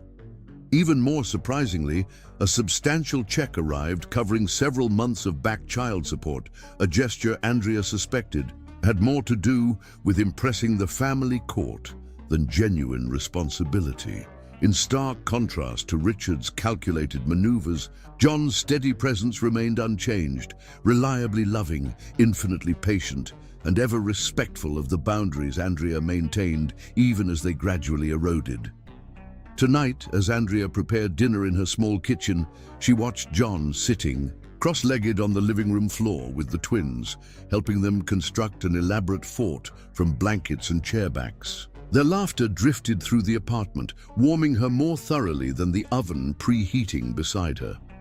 "Dr. John, we need more pillows for the secret hideout," Zara declared authoritatively.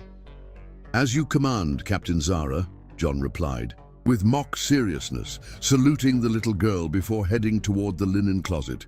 He passed Andrea in the kitchen, pausing to drop a gentle kiss on her temple. "Need any help with dinner?" "I've got it under control," she assured him, leaning briefly into his touch. "Though I'm not sure we'll be able to extract the twins from that fort when it's time to eat." John grinned. "I have my methods, mainly bribery involving your chocolate chip cookies." As he continued his pillow-gathering mission, Andrea found herself studying him with new eyes. The past 8 months since his proposal had been a delicate dance, John never pressuring her yet, never hiding his feelings either.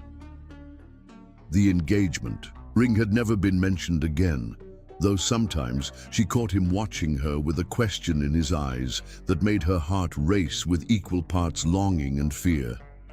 Richard's unexpected reappearance had forced Andrea to confront uncomfortable truths about herself. His cruel assessment of her as damaged goods had initially stung with its accuracy, yet John's fierce defense had offered a different perspective, one in which her caution wasn't damage, but wisdom, her protective instincts, not weakness, but strength. The timer dinged, pulling Andrea from her reflections. "Dinner in 5 minutes, fort dwellers." Predictably, the twins protested until John whispered something that made them scramble from their blanket palace with suspicious eagerness. When Andrea raised a questioning eyebrow, he merely smiled innocently. "I might have mentioned that cookie consumption is directly proportional to vegetable consumption." "Sneaky," she approved, setting the casserole on the table. Dinner with John had become comfortably routine, filled with the twins' animated recounting of preschool adventures and John's genuinely interested questions. Tonight, however, Andrea noticed a subtle tension in his posture, an occasional distant look in his eyes that suggested preoccupation. "Everything okay?" she asked as they cleared the table together after the twins had been excused to continue their fort construction. John hesitated, then nodded. "Just thinking about something, actually." He glanced toward the living room where the twins were deeply engaged in their play. "Would you be up for a walk after they're asleep? There's something I'd like to talk about." Andrea's pulse quickened with instinctive anxiety. "That sounds ominous." "It's not," he assured her quickly, "just important." The evening routine proceeded normally. Bath time, story time, and finally tucking 2 tired explorers into bed. Tanya arrived to babysit, settling comfortably on the couch with a textbook for her nursing classes. "We won't be long," Andrea promised, pulling on a light jacket against the spring evening's gentle chill. "Take your time," Tanya insisted with a knowing smile that made Andrea wonder how obvious her complicated feelings for John had become to outside observers. They walked silently through the quiet residential streets, eventually reaching the small neighborhood park where moonlight silvered the empty playground equipment. John guided her to a bench overlooking the duck pond, its surface mirror-smooth in the darkness. "So," Andrea began when the silence stretched. "Too long. What's on your mind?" John took a deep breath, turning to face her directly. "I've been offered a position at Massachusetts General, Chief of Pediatric Emergency Medicine." The news hit Andrea like a physical blow, stealing her breath. Momentarily, "Massachusetts, that's on the other side of the country." "It is," he agreed quietly. "It's an incredible opportunity, one most doctors would jump at." "When would you start?" she asked, already calculating the distance, the separation, the loss this would mean. "For her and the twins, that depends," John said, his eyes never leaving hers. "On you." Andrea's confusion must have shown on her face because he reached for her hands, holding them gently between his own. "Andrea, I've respected your boundaries for 8 months. I've tried to give you the space and time you needed to heal, to trust." "Again," his voice grew husky with emotion, "but I need to know if we're moving forward or simply standing still." "You're giving me an ultimatum?" she asked, pulling her hands away defensively. "No," he replied firmly. "I'm asking for clarity. For all of us, you, me, the twins. Richard's back in the picture now, pursuing his parental rights. Everything's changing, and before I make this decision, I need to understand where I stand in your life." The realization of what he was really asking washed over Andrea. "You're not taking the job." "Not if there's a future for us here," he confirmed. "But I can't keep living in this limbo, Andrea. It's not fair to either of us." The moonlight caught the planes of his face, illuminating the man who had become so central to her life, to the twins' lives. The thought of him leaving created a hollow ache in her chest that she couldn't ignore. "I don't want you to go," she whispered, the admission feeling like surrender. John's expression softened with hope. "Then give me a reason to stay." Andrea knew what he was asking for, the commitment she'd been unable to make 8 months ago on that starlit gazebo. The same fear rose within her, but now it competed with a different kind of terror, the prospect of losing him completely. "I'm afraid," she admitted, her voice small in the darkness. "I know," he acknowledged. "But at some point, you have to decide if what we could have together is worth facing that fear." He reached into his pocket and withdrew a familiar velvet box. Andrea's heart stuttered as he opened it to reveal the same beautiful ring, his grandmother's sapphires still catching the moonlight in brilliant flashes. "I'm not going to kneel this time," he said with a gentle smile, "but the question remains the same. Andrea Carell, I love you. I love your children. I want to build a life with you, whether that's here or in Massachusetts or anywhere else on this planet." He held the ring between them, an offering rather than a demand. "I'm not Richard. I won't abandon you or the twins when things get difficult. I won't break promises or betray trust. I can't guarantee that life won't throw us challenges, but I can promise that I'll face every one of them by your side." A cascade of emotions flooded Andrea as she stared at the ring, longing, fear, hope, hesitation. The decision before her wasn't just about accepting or rejecting a proposal, it was about choosing which fear was stronger, the fear of trusting again or the fear of watching him walk away. "The twins would be devastated if you left," she said, her voice catching. "And you?" John asked softly. "I would be too," she admitted, finally meeting his gaze directly. "More than I can express." "Then why are we still having this conversation, Andrea? Why is it still so hard for you to believe in us?" The gentle challenge in his voice forced her to confront the wall she'd built around her heart, a wall constructed of Richard's betrayal, but maintained by her own fear. "Because I've spent 4 years protecting myself and the twins from pain," she whispered. "And loving you, truly loving you, means being vulnerable to that pain again." "Yes," John agreed simply. "Love always means vulnerability, always means risk. But Andrea, a life without risk isn't really living. It's just existing." His words echoed through her, striking a chord of truth she couldn't deny. She had been existing rather than living, surviving rather than thriving. The safe cocoon she'd built around herself and the twins had protected them, yes, but it had also limited them. Andrea reached toward the ring, her fingers hovering inches from its glittering promise. She could almost feel the weight of it on her finger, could almost see their future together. A home filled with laughter, more children perhaps, holidays and ordinary days shared with this extraordinary man who had appeared in their lives like an answer to a prayer she hadn't known she was saying. And yet, "I need more time," she finally whispered, her hand falling away from the ring. "I'm not ready, I'm so sorry." The hope in John's eyes dimmed, though he maintained his gentle smile. "I understand." "Do you?" Andrea asked, her vision blurring with unshed tears. "Because I'm not sure I do. I love you, John. I know I do, but something inside me freezes when I think about marriage, about trusting that completely again." John carefully closed the ring box, returning it to his pocket. "You don't trust that I'm different from Richard. It's not that simple," she protested, a tear escaping to trail down her cheek. "I trust you more than anyone. It's marriage itself that terrifies me, the vulnerability, the potential for loss." "The thing about potential loss," John said quietly, "is that it's directly proportional to what you stand to gain. Great love always carries risk." The wisdom in his words resonated painfully. Andrea reached for his hand, needing connection even as she created distance. "Will you take the job in Massachusetts?"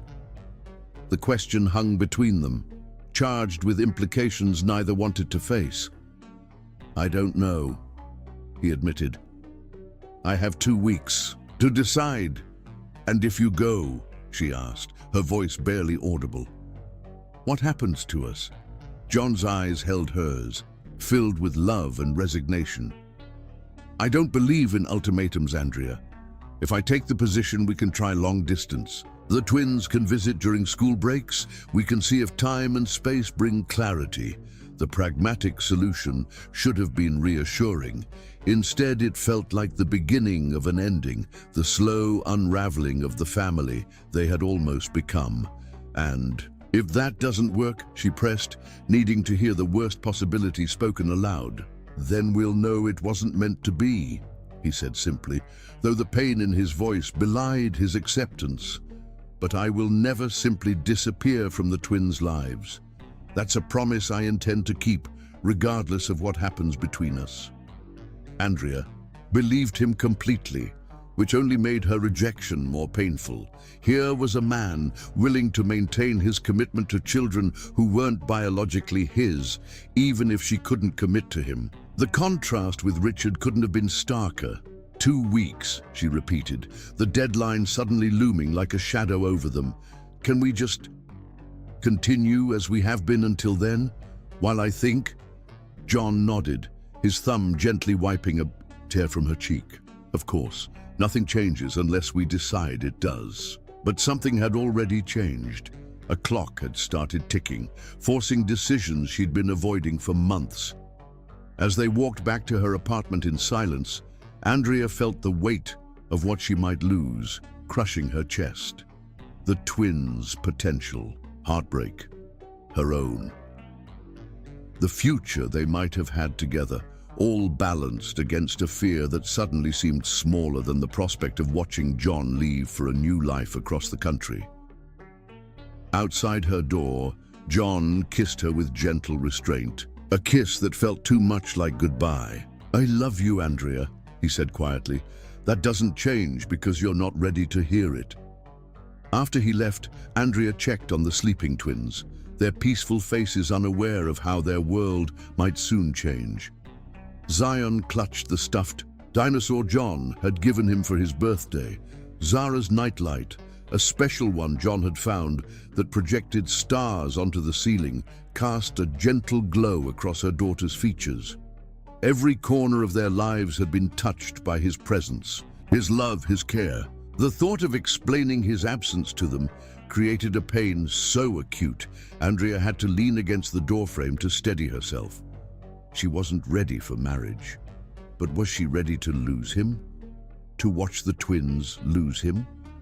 All because she couldn't overcome the scars Richard had left on her heart. Andrea moved to her bedroom window, staring out at the night sky.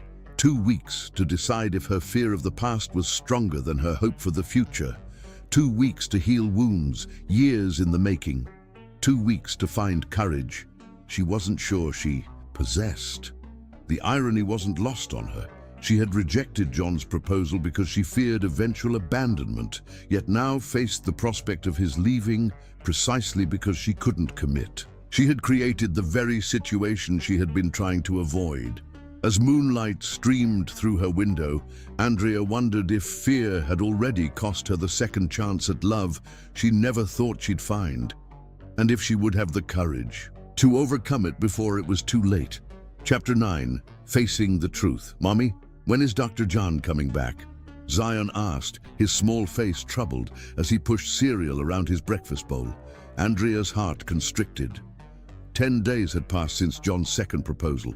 10 days of increasingly strained interactions as the deadline for his decision about Massachusetts loomed closer.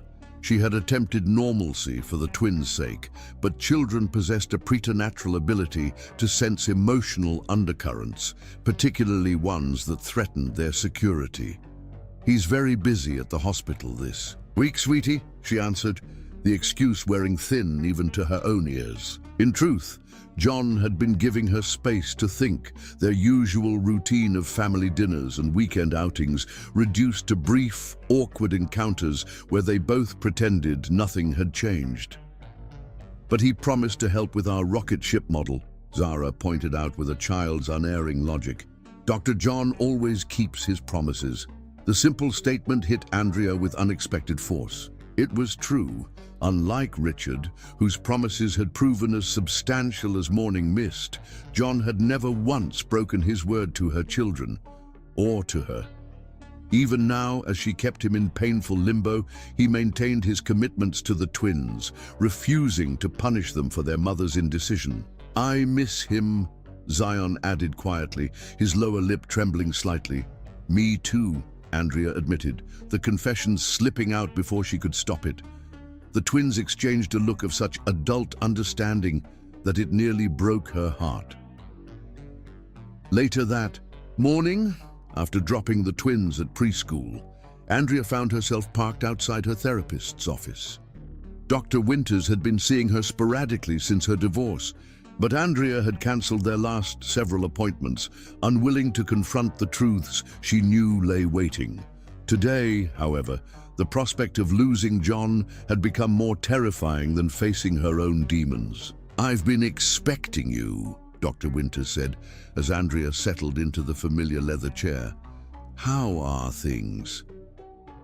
"I'm destroying something precious because I'm afraid," Andrea confessed 20 minutes into their session, tears streaming down her face. "John has given me everything, patience, understanding, love, and I keep pushing him away."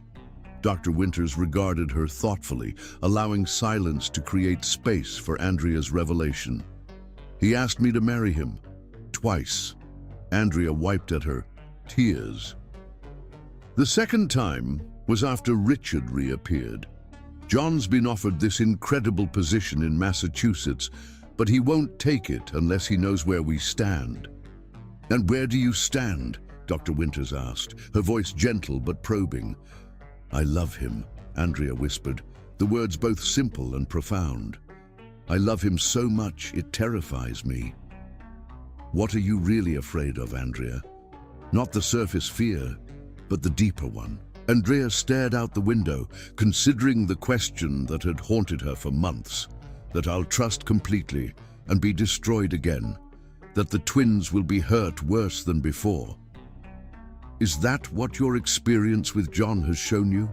That he's likely to betray that trust? No, Andrea admitted, twisting her hands in her lap. Just the opposite. He's been completely reliable even when I've rejected him. Then perhaps the fear isn't about John at all. The insight landed like a physical blow. It's about me, Andrea whispered, the realization crystallizing with painful clarity. I'm afraid I don't deserve this kind of love. That I'm not enough to keep someone like him. Dr. Winters nodded, leaned forward slightly. Richard didn't leave because you were insufficient, Andrea. He left because of his own limitations, his inability to commit, to mature, to be the partner and father his family needed. But what if? There are no guarantees in life, Dr. Winters interrupted gently.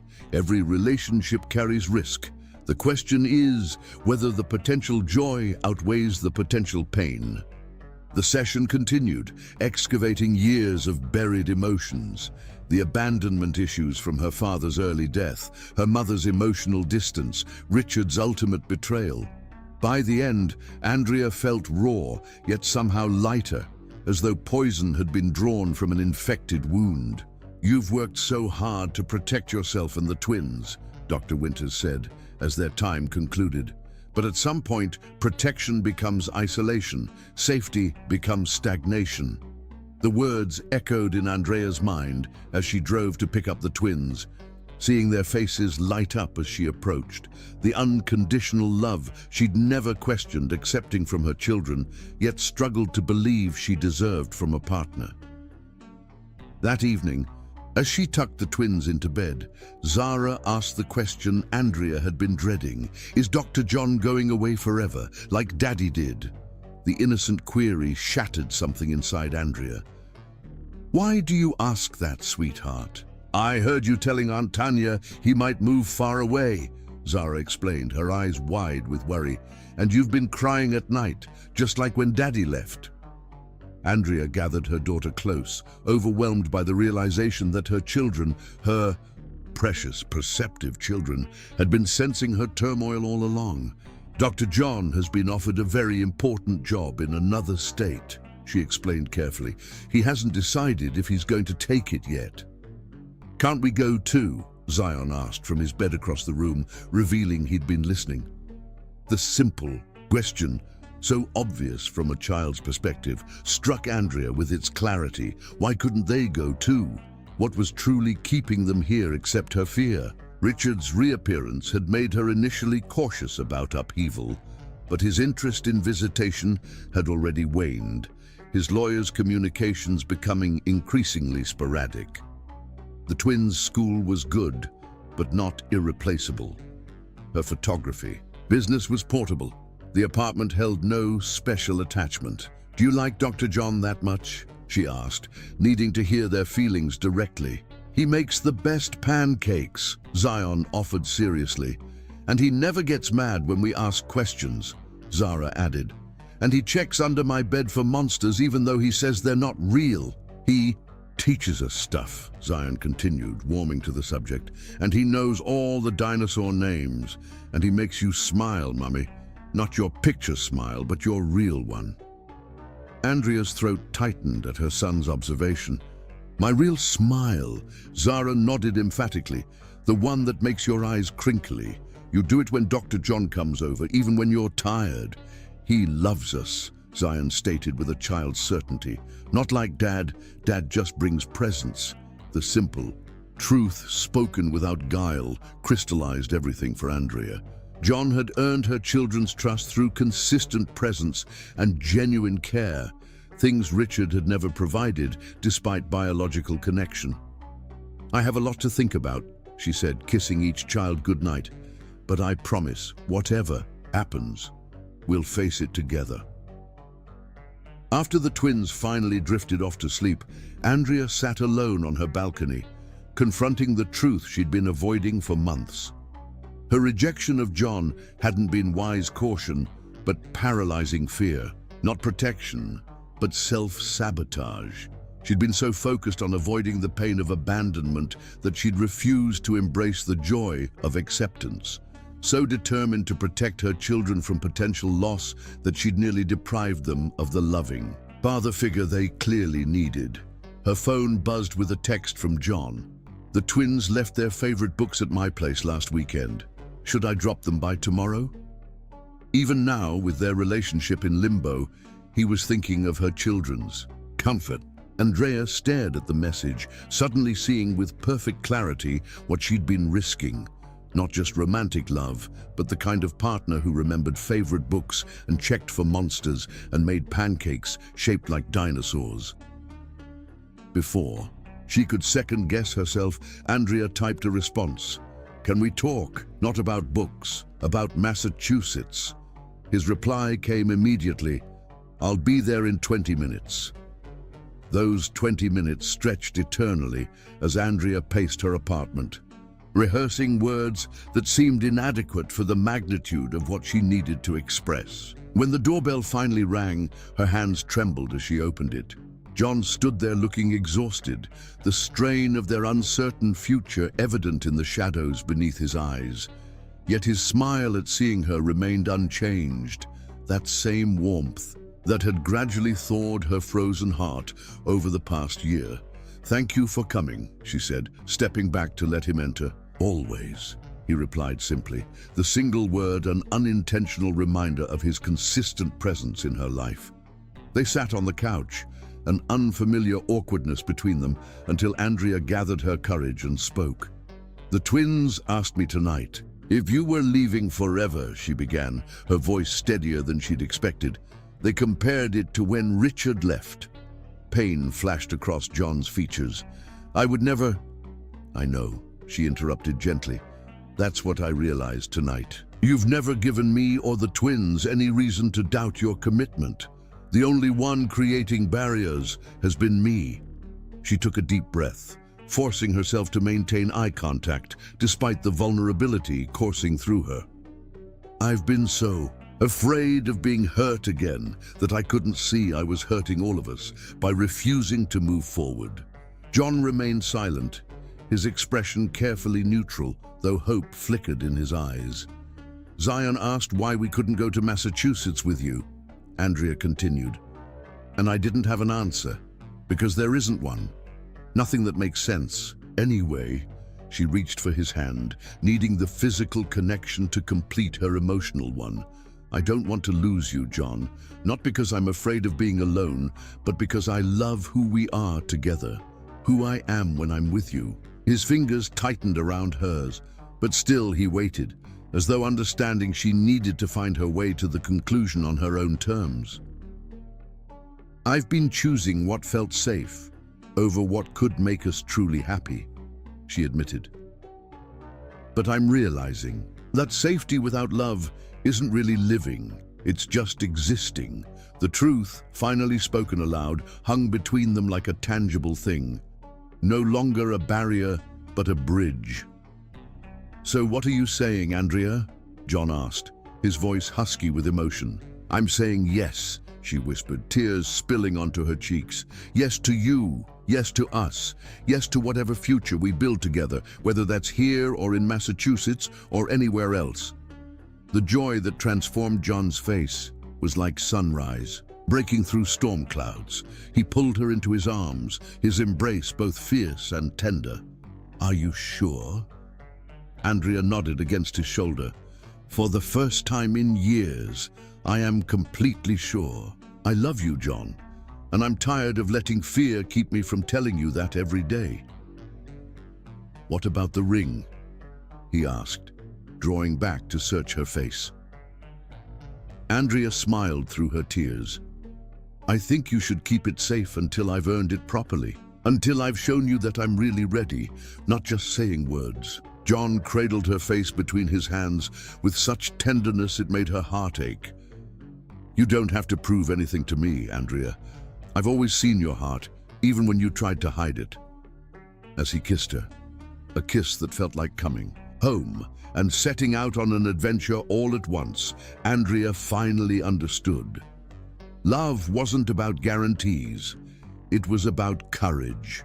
The courage to risk pain for the possibility of joy, to choose hope over fear, to trust not just another person, but yourself and your own capacity for resilience.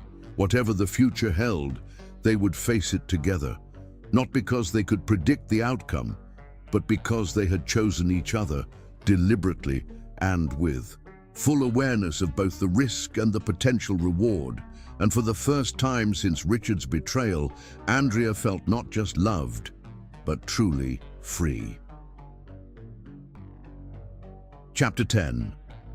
Full Circle blossoming Northside Medical Center buzzed with its usual morning activity as Andrea navigated the familiar corridors, her hand clasped tightly around a large cardboard box. The twins skipped ahead, excitement visible in every movement as Zara clutched a smaller package wrapped in silver paper. "Remember, it's a surprise," Andrea reminded them in a hushed voice. "So we have to be very quiet until we're ready."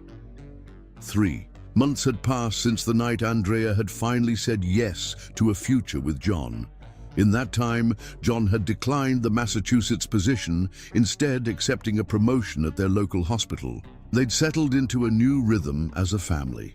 John's house becoming their shared home, Andrea converting one room into a photography studio, the twins delighting in the backyard tree swing John had built for them. Today marked exactly 4 years since their first meeting in the park, the day John had saved Zara's life with his quick thinking and EpiPen. Andrea had been planning this moment for weeks, her heart racing with nervous anticipation. "Miss Carell, they're waiting for you in room 304, the nurse at the station informed her with a knowing smile.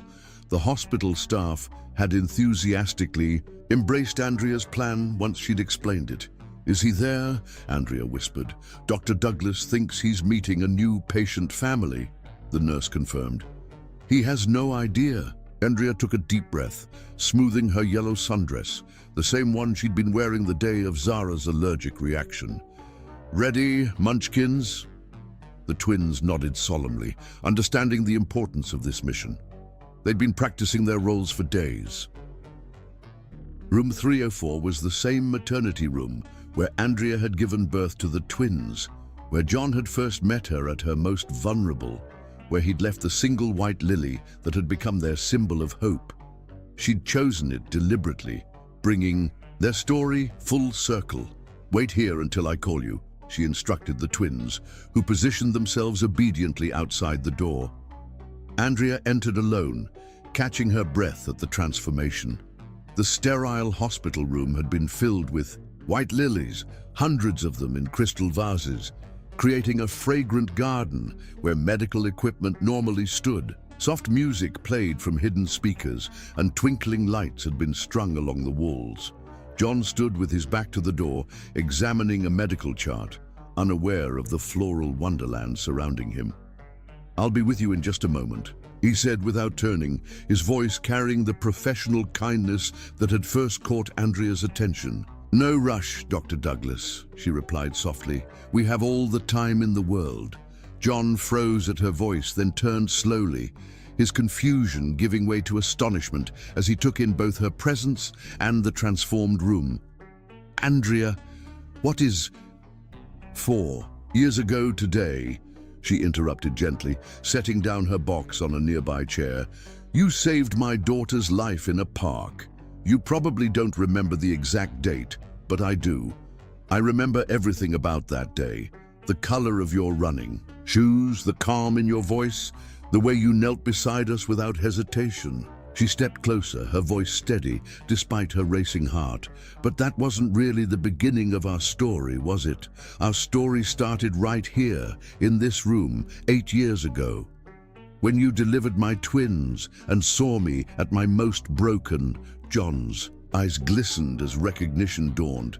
"The maternity room," Andrea nodded, "where you left a white lily and a note that said the most exquisite blossoms often grow from the harshest conditions." She gestured to the flowers surrounding them. "You were right, Andrea," John whispered, clearly overcome. "What are you doing?" She moved to stand directly before him, taking both his hands in hers. For so long, I defined myself by what I'd lost, by Richard's betrayal, by my broken heart. I built walls to protect myself, never realizing they were becoming a prison. Her voice wavered slightly with emotion. Then you came into our lives, first as the doctor who helped bring my children into the world, then as the stranger who saved Zara, and finally as the man who taught me that love is worth the risk. Andrea reached into her pocket and withdrew. A small velvet box, not the one containing his grandmother's ring, but a different one. She opened it to reveal a simple platinum band. "You've asked me twice to marry you. Now it's my turn." John's eyes widened as Andrea slowly knelt before him, reversing their roles from that starlit night at the gazebo. "Dr. John Douglas, I have loved you through my fear, through my doubts, through my healing. But today I love you without reservation or condition." Tears spilled down her cheeks, but her voice remained clear. "Will you marry me, raise these children with me, build a life with me that honors both where we've been and where we're going?" For a moment, John seemed unable to speak, tears tracking silently down his face. Then he pulled Andrea to her feet, cradling her face as though she were the most precious thing he'd ever held. "Yes," he whispered against her lips. 1,000 times, yes." As they sealed their promise with a kiss, Andrea called out, "You can come in now." The door burst open as the twins raced in, Zion carrying a handmade sign reading, "She finally said yes," and Zara carefully balancing her silver package. John laughed through his tears at the sign. "Did you help plan this?" he asked the twins, kneeling to embrace them. "Mommy said we had to keep the big secret," Zion announced proudly. "Even when you made dinosaur pancakes and tried to trick me into telling." "We have something for you," Zara added, presenting the silver package with ceremonial importance. John unwrapped it to find a small white box containing a boutonniere, a single white lily, identical to the one he'd left beside Andrea's hospital.